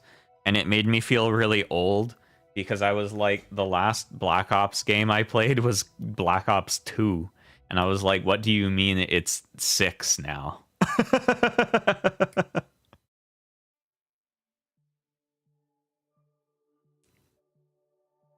Black Ops 2 is like still pretty new, right?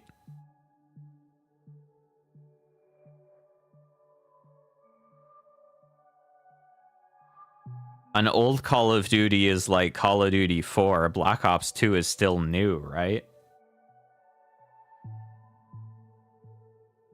Yeah, the hunters, they're so cool. I love the hunters. They're really awesome.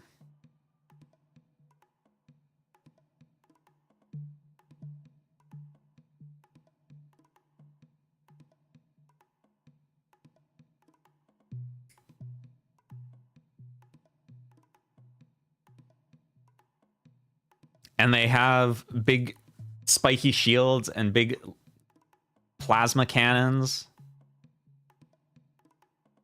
And you have to get around them and shoot them in the worms in their back.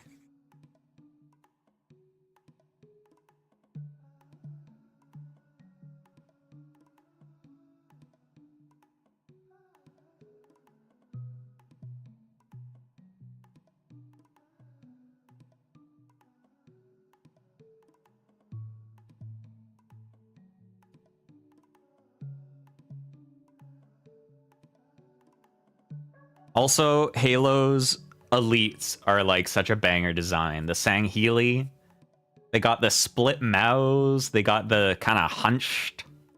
They're so cool. Their armor is really cool. The Arbiter's hot.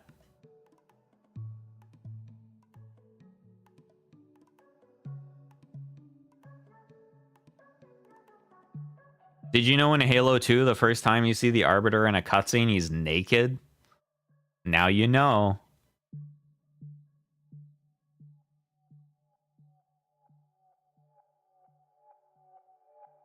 Snuck that in there. I put that in there. I didn't even roll a stealth check. It's there for everyone to see. Have you heard him?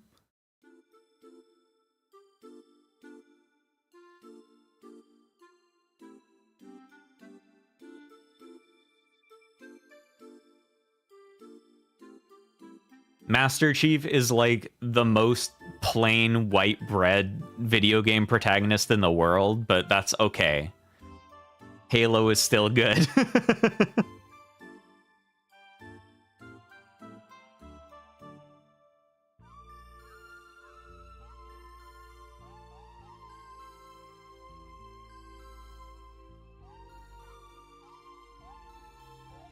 Oh, you mean Arby and the Chief?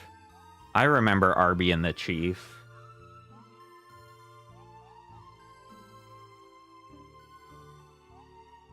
That's the one that Rafflecopter is from. I'm gonna shock you and say I've never touched a Halo game. Neither is Ruby. Both of you haven't Haloed.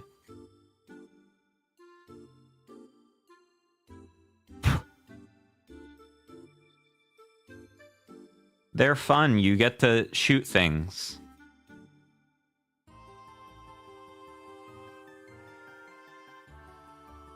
I think the Master Chief Collection is on PC now. Maybe? Question mark? That was the one that was like Halo 1, 2, 3, which are the best ones.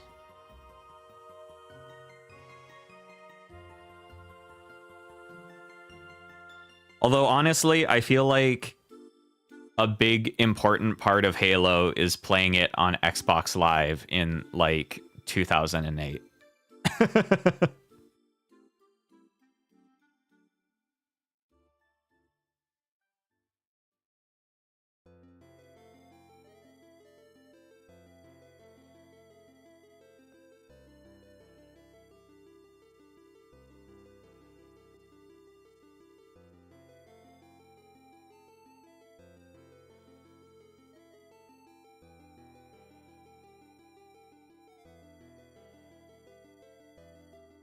Yeah, the zeitgeist is past.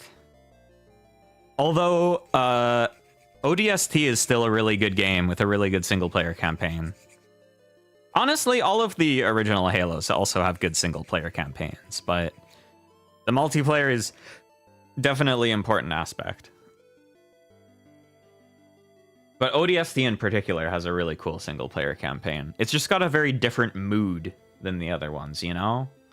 It's a lot moodier. Okay.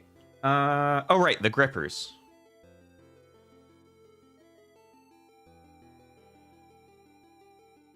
Grippers.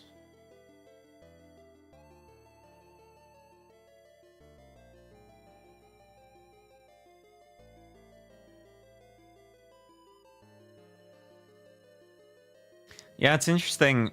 When I was younger, I played so many, like, competitive multiplayer, like, shooter games. And now the only competitive multiplayer thing I play is fighting games.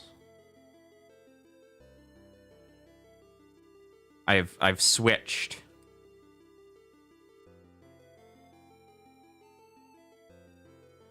I only have, like, the toxicity capacity for one competitive multiplayer genre, I guess.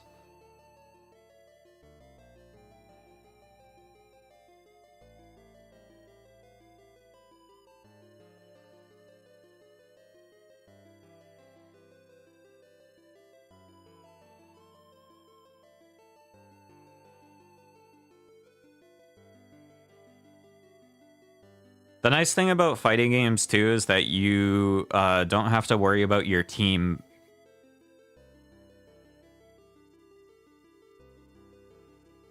Which I know some people don't like because they can't blame their team.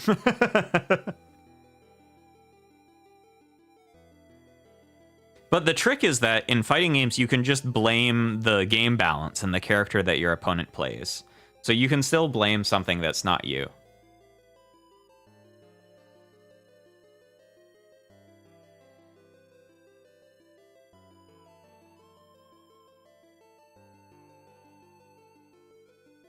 Just do the thing that I do in fighting games, which is you play a low-tier character, and then if you win, it's because you're amazing, and if they win, it's because they're playing a top tier.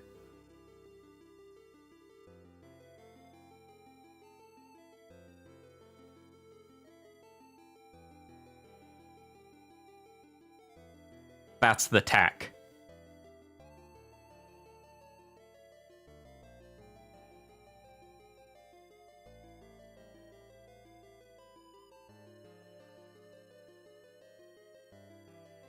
We're actually getting close to, I think the big balance patch for Tekken is supposed to come out on April Fools, actually, which is pretty funny. So I'm curious to see what's changing, because it seems like they're changing a lot of shit.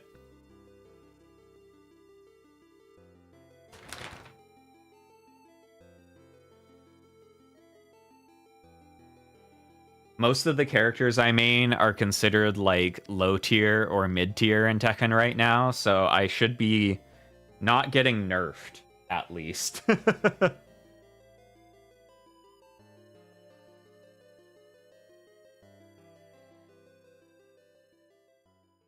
Oh, except for Alyssa, actually. Alyssa's really busted right now, but I honestly kind of want them to nerf her, because she's not fun to play because she's too good.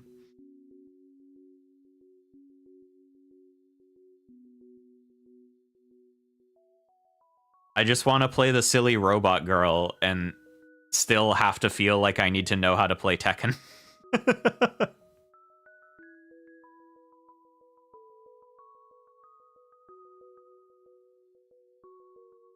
Okay, this goes in here. And then this guy is going to be on the back of here. Boop.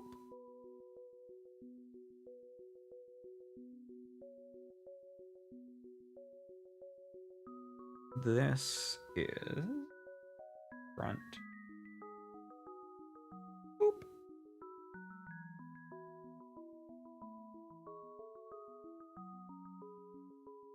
This maybe? Please? Why doesn't it go? There we go. And then... Oh no, I forgot to sand a piece. Oh no! Ah! Don't tell them. They'll come and get me. I'll sand it right away.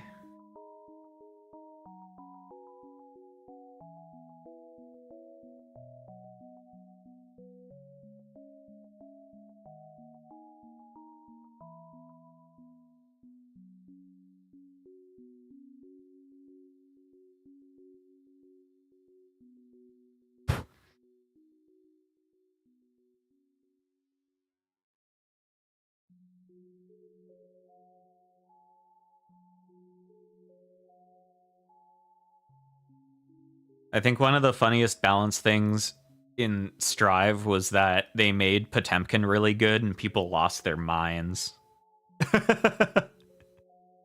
People cannot handle a grappler being top tier for real.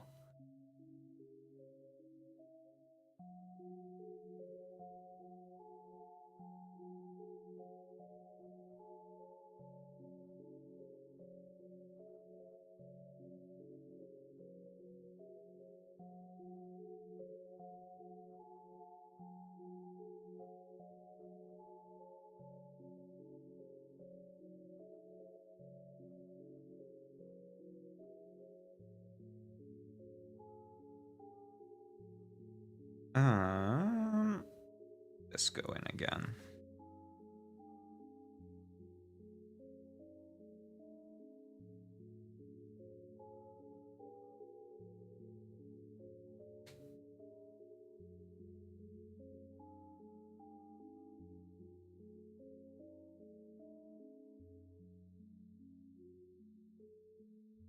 That. Like that. Eh? Oh, I put this on backwards. And... ta-da! They're complete! But... is it that controversial? Yeah. So, people will always hate whatever character is the best character in the game, because they're the top tier character, right? But if they are a set play character or a Shoto, they'll be like, well, yeah, they're really strong and really annoying, but like somebody's got to be the best. But if it's a grappler, oh my god, people will be frothing at the mouth. They hate it. God forbid a grappler be good. Okay. I don't know what a Shoto means. So, the origin of the term is it's from Shotokan Karate, because Ryu and Ken are like the traditional Shoto characters. But basically, it means you have like the standard fighting game tools. You have a fireball, you have an uppercut, you have maybe like a little move that advances you forward.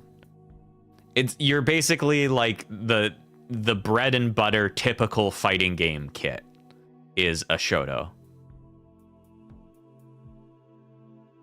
You're not super fast, but you're not super slow. You have the normal tools.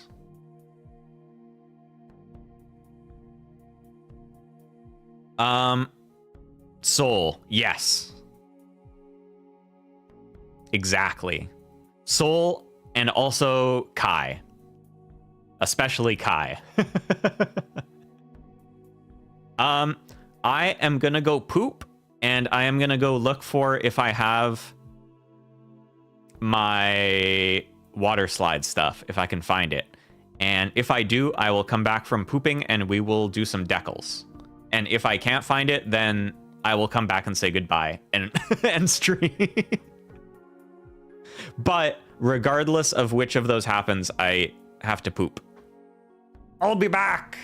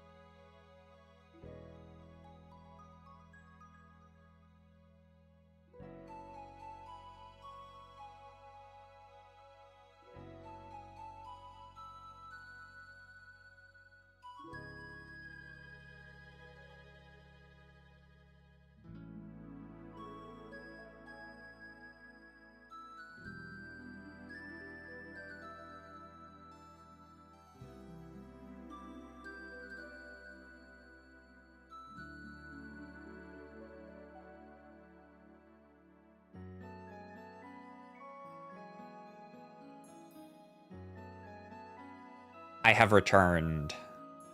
So the one thing I couldn't find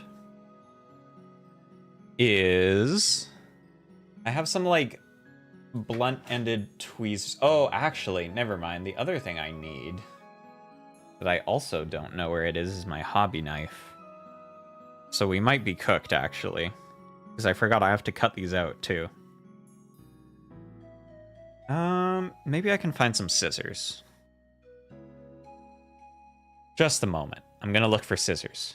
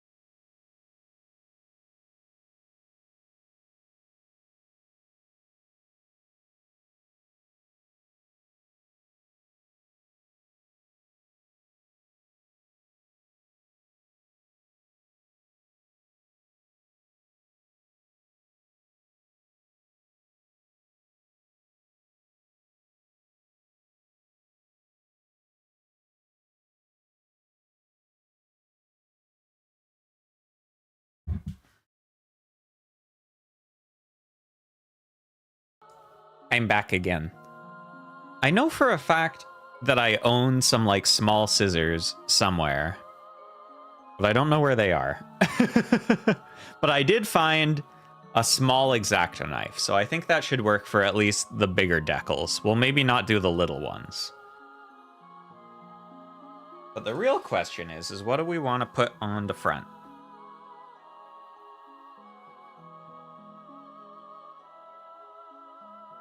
I think I want to do the same as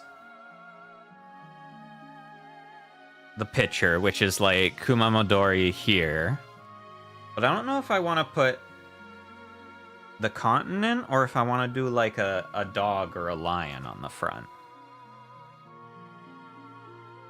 They kind of give you lots of options, so...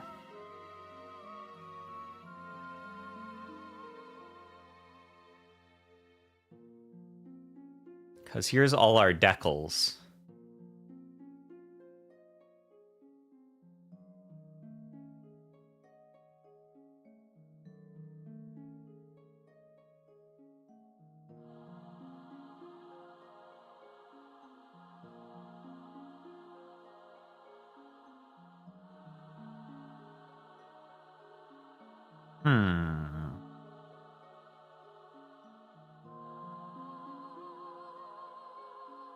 Well, let's do the Kumamodori logo first, and if it's really hard to do or I fuck it up, then I'll do the other ones off stream once I've found more stuff.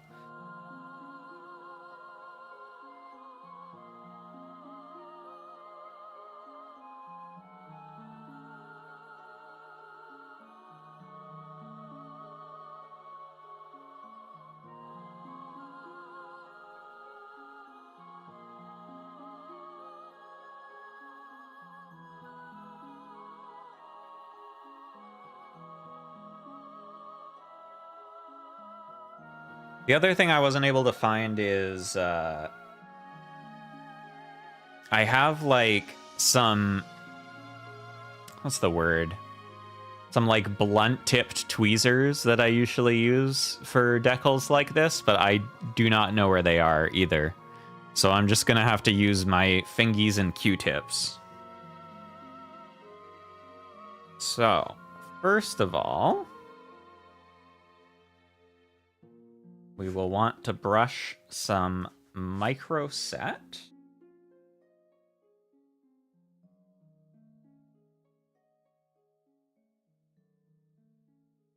Where we're gonna put it.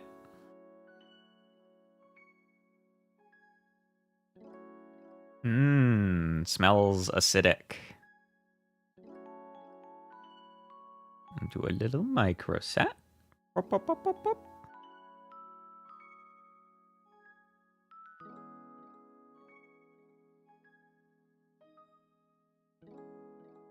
And now we put decal water.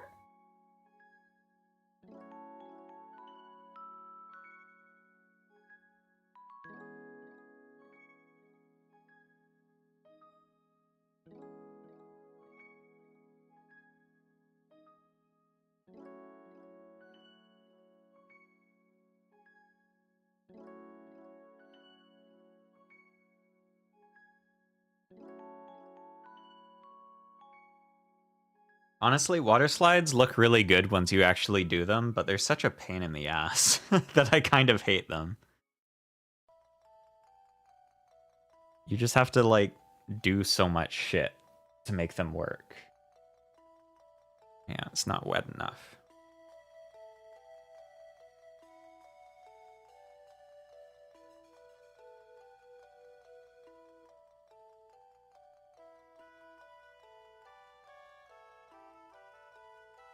And I feel like they only end up looking a little bit better than normal stickers, and so usually I just kind of prefer to have normal stickers.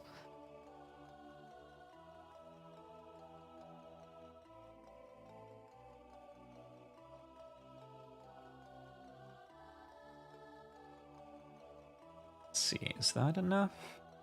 Wait.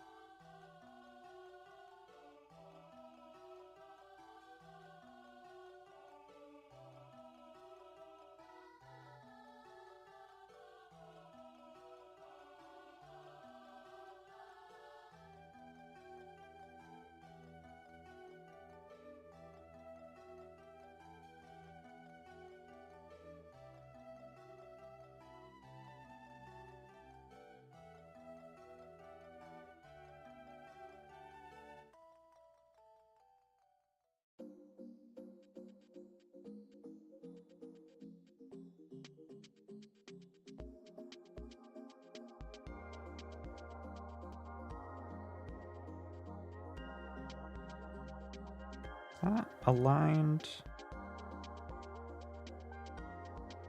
I guess with this robot, I can say that if any of the decals aren't lined up properly, it's just because Hakase put them on badly.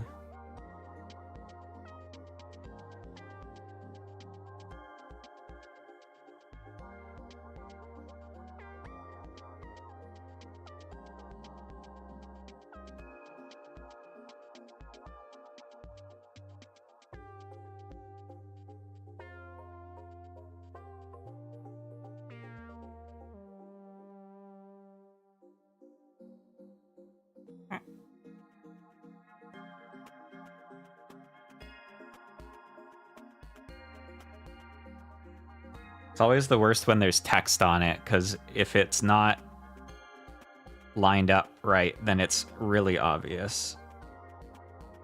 Okay, I think that's pretty close. Got a little bit of paper towel.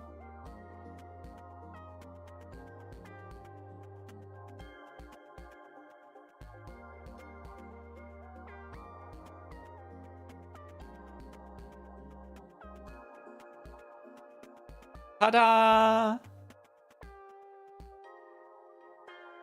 but it does look pretty nice once it's on there.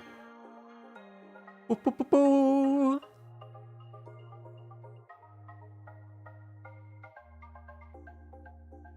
So now, what are we gonna put on the tummy?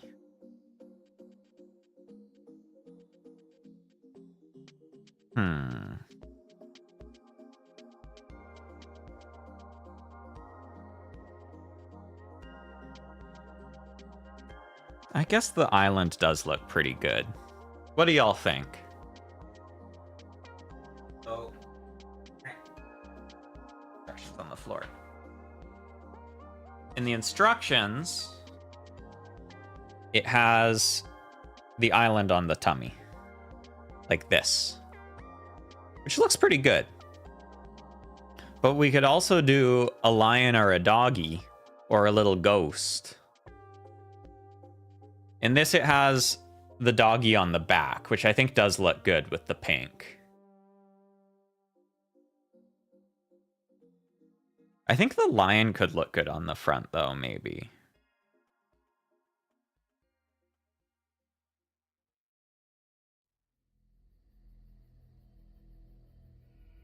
Although the island is kind of like, it's like an exploring robot, you know? It looks like an explorer's logo. Okay, I've talked myself into it. We're doing the island.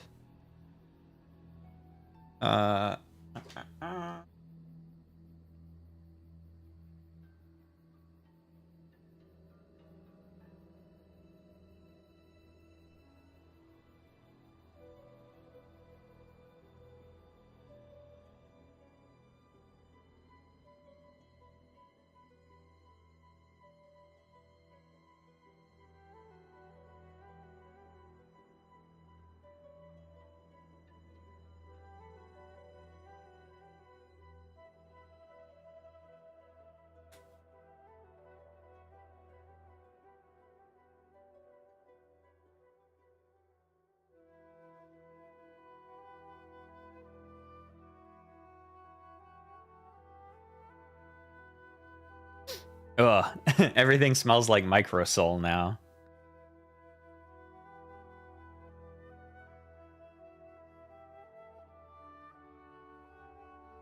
Make your tummy.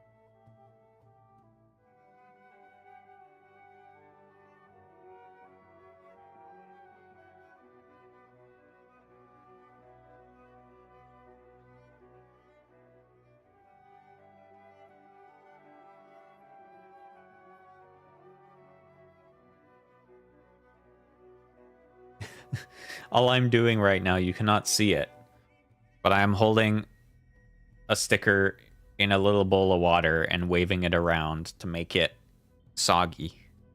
Because that's how you apply these. You make them soggy, and then they slide on, and then you dry them off, and then they stay. That's why they're called water slides. I think that should be enough.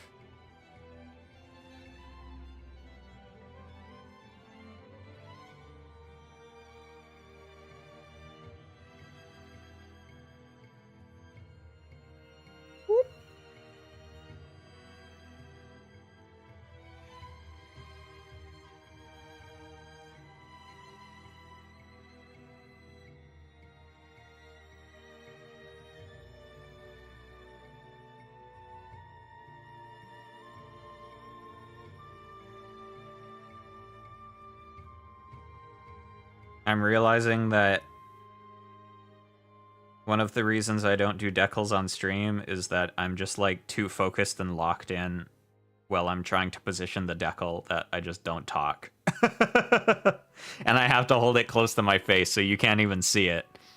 So it's just the silent webcam while I dab at it and try and get it in the right spot.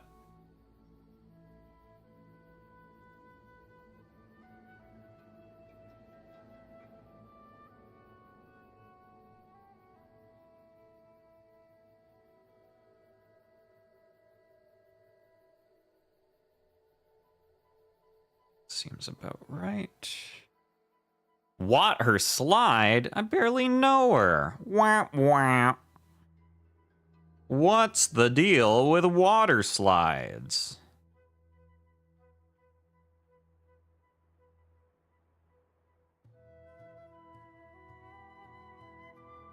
Ta-da! Okay, so I think the other ones we'll do is I want to do the doggy on the back and the text, and I want to try and do the little arm ones. I think we'll try and do that today.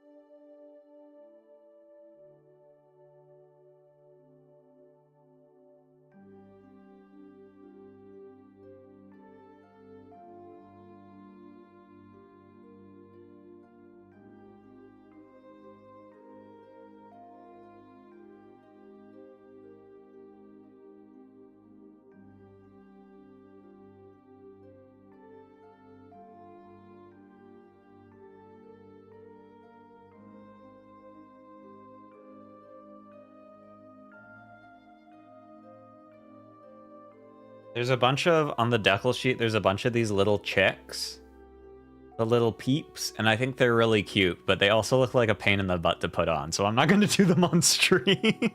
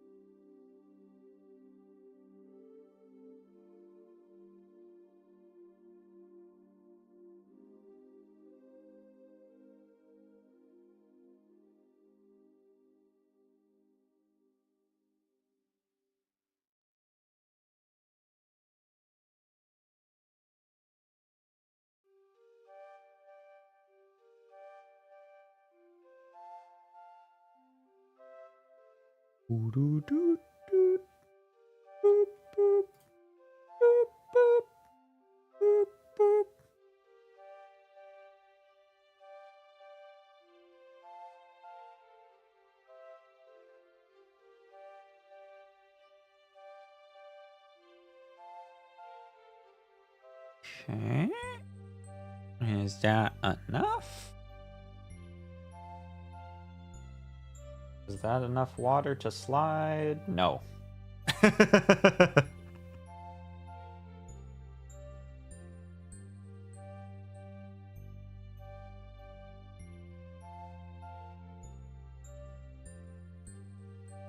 I think the bits on the arms are also going to be a pain in the butt, but I think they'll look really good if I can get them on, so I want to try.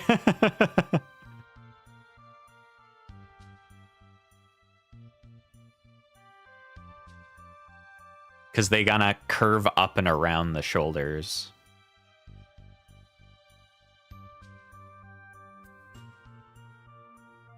Okay, this should be enough, right? There we go. Woof woof.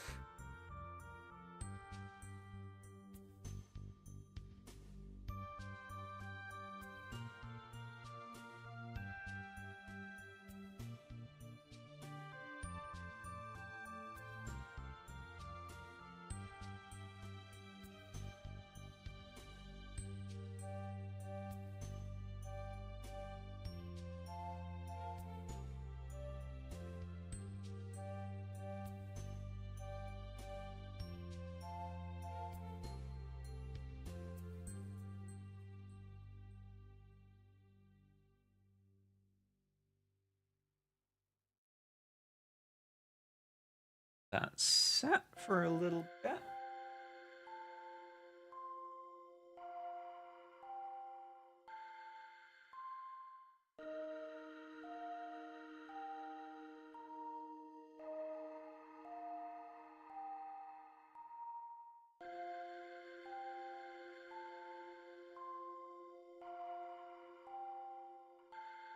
Honestly, applying these when they're really large and there's only several of them you're doing is not that bad. The thing that gives me nightmares is some Gundam MGs or RGs will have like 40 water slide decals. And that's a little much. And they're all like minuscule. When they're really big like this, it's not too bad.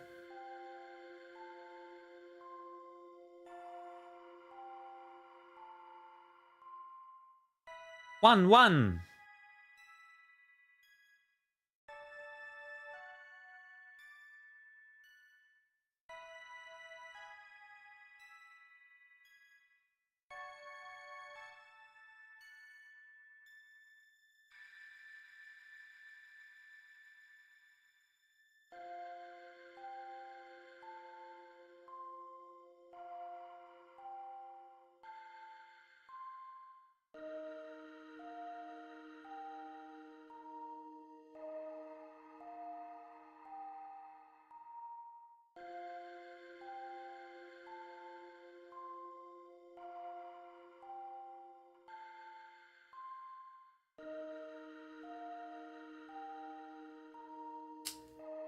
And I actually don't know what this says.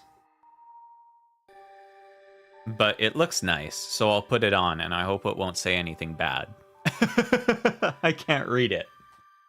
I'll Google Lens it later, maybe.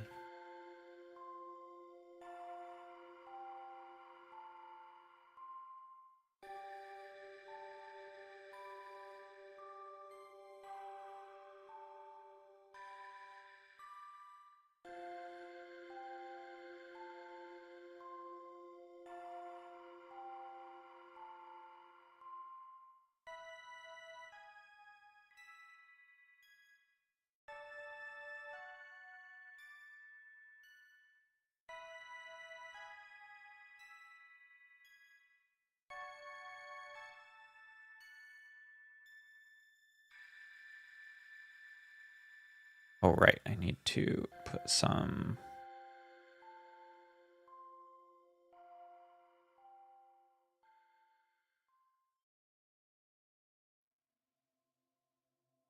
Boop, boop, boop, boop.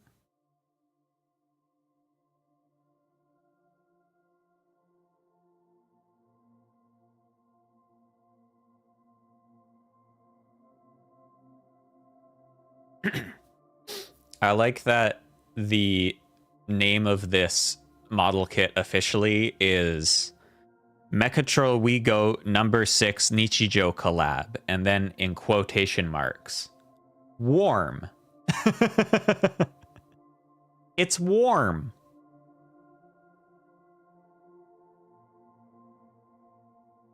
There's a part of the picture on the box that's just Nano standing next to it, and it has a speech bubble, and it just says, warm.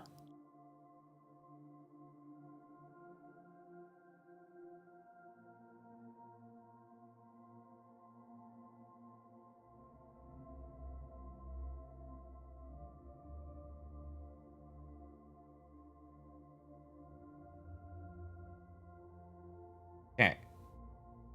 Are you ready to slide?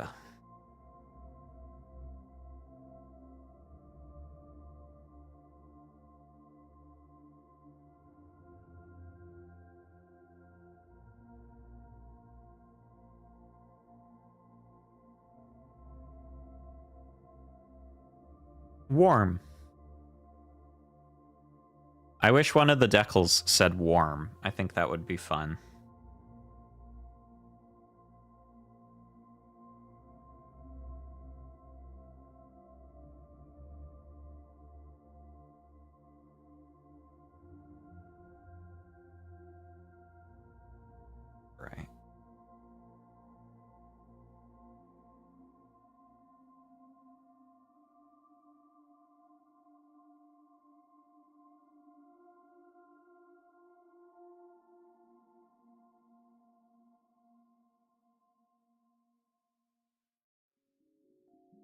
Oh, those arm pieces, I don't know if they're gonna happen.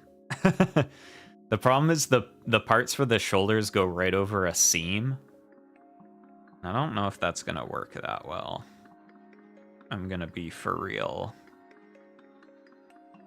Unless I'd like fixed the seam, but that's a pain in the butt, so I don't do it.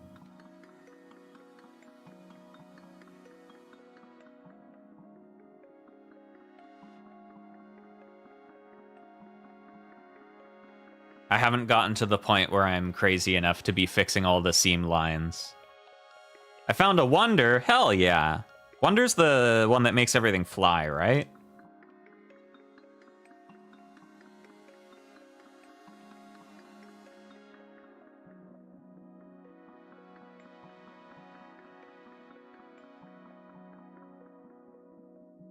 Wonder's flying.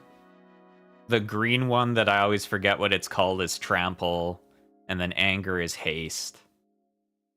I don't know the black and white ones.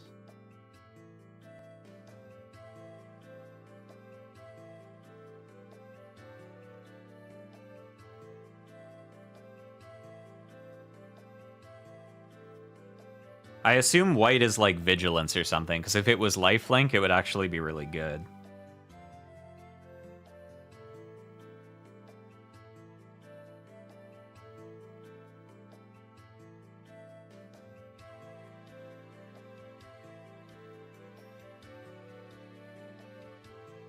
Yippee! Okay, we're gonna try and do these shoulder. We're gonna try and do one of these shoulder pieces, and if it ends up being really fucked up, then I'm gonna give up.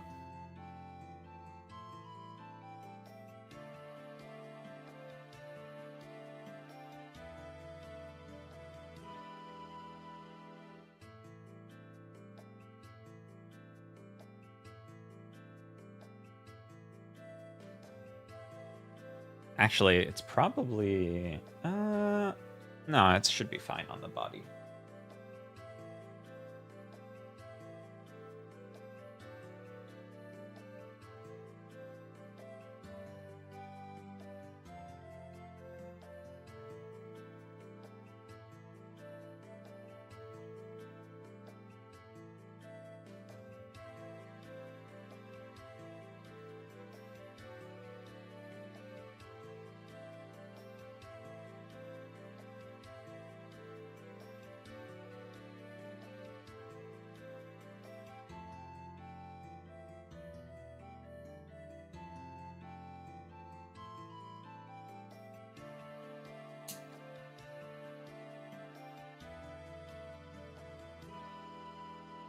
And I'm not going to use any micro set for this, because basically micro set makes the decal softer. So it can kind of line onto like changes in the shape of the model. But because there's this seam on the shoulder, I actually don't want the decal to sink into the seam. So I want it to be soft enough to wrap around, but not so soft that it just sinks right into the seam.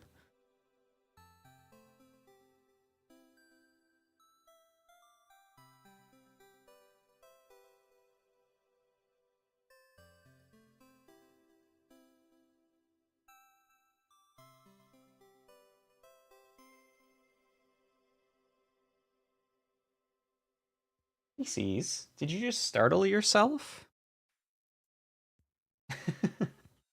She just got up from her bed and then like jumped. Did you startle yourself? Hi, baby. Yeah, this is chemicals.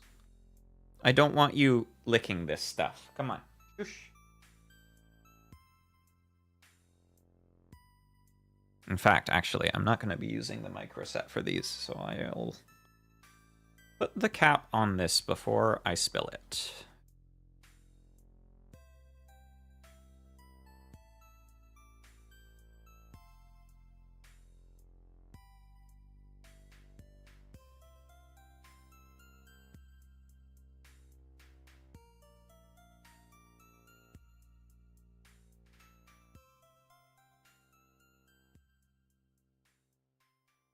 Oh no, cat hair on my decal.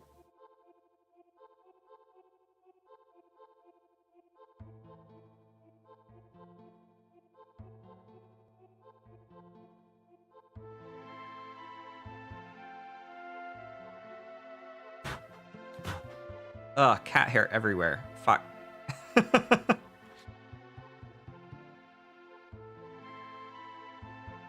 That positioning is about right, though.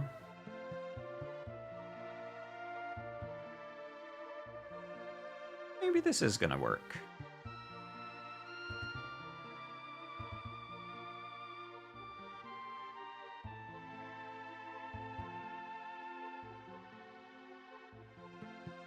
Ah!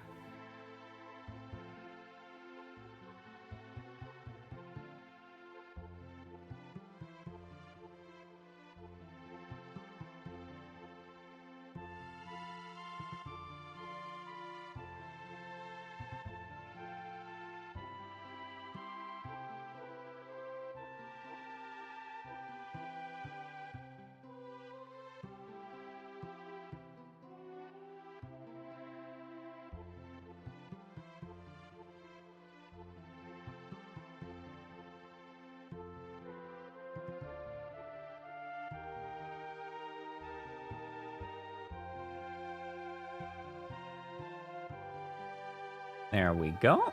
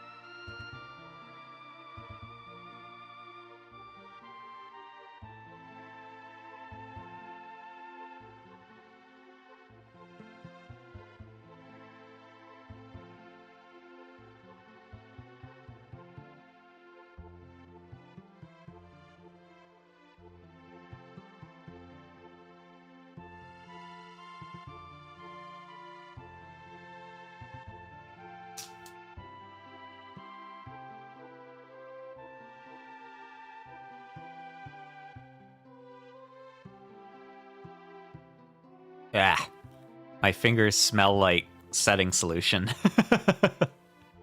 It basically just smells like really strong vinegar. It's probably pretty much what it is.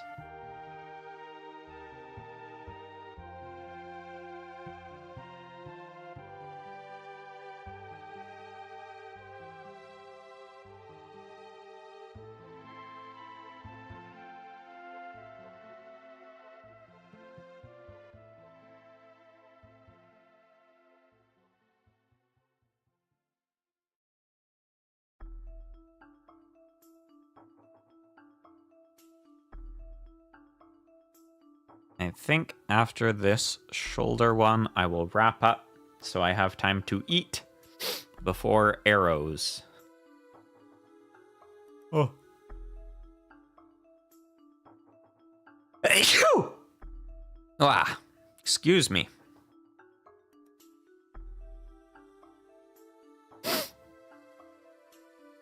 Sniffly.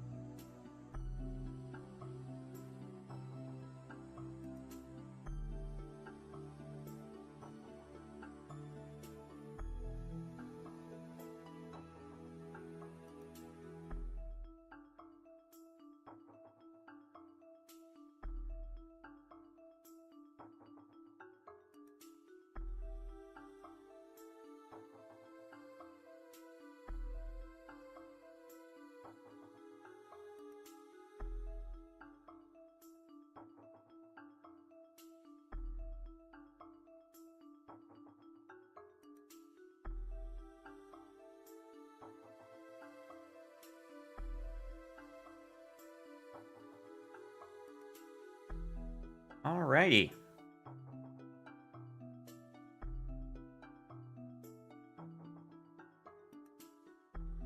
There we go. That looks pretty good. Not too shabby.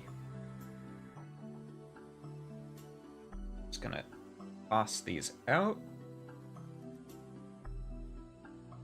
before I forget to, and just leave wet pieces of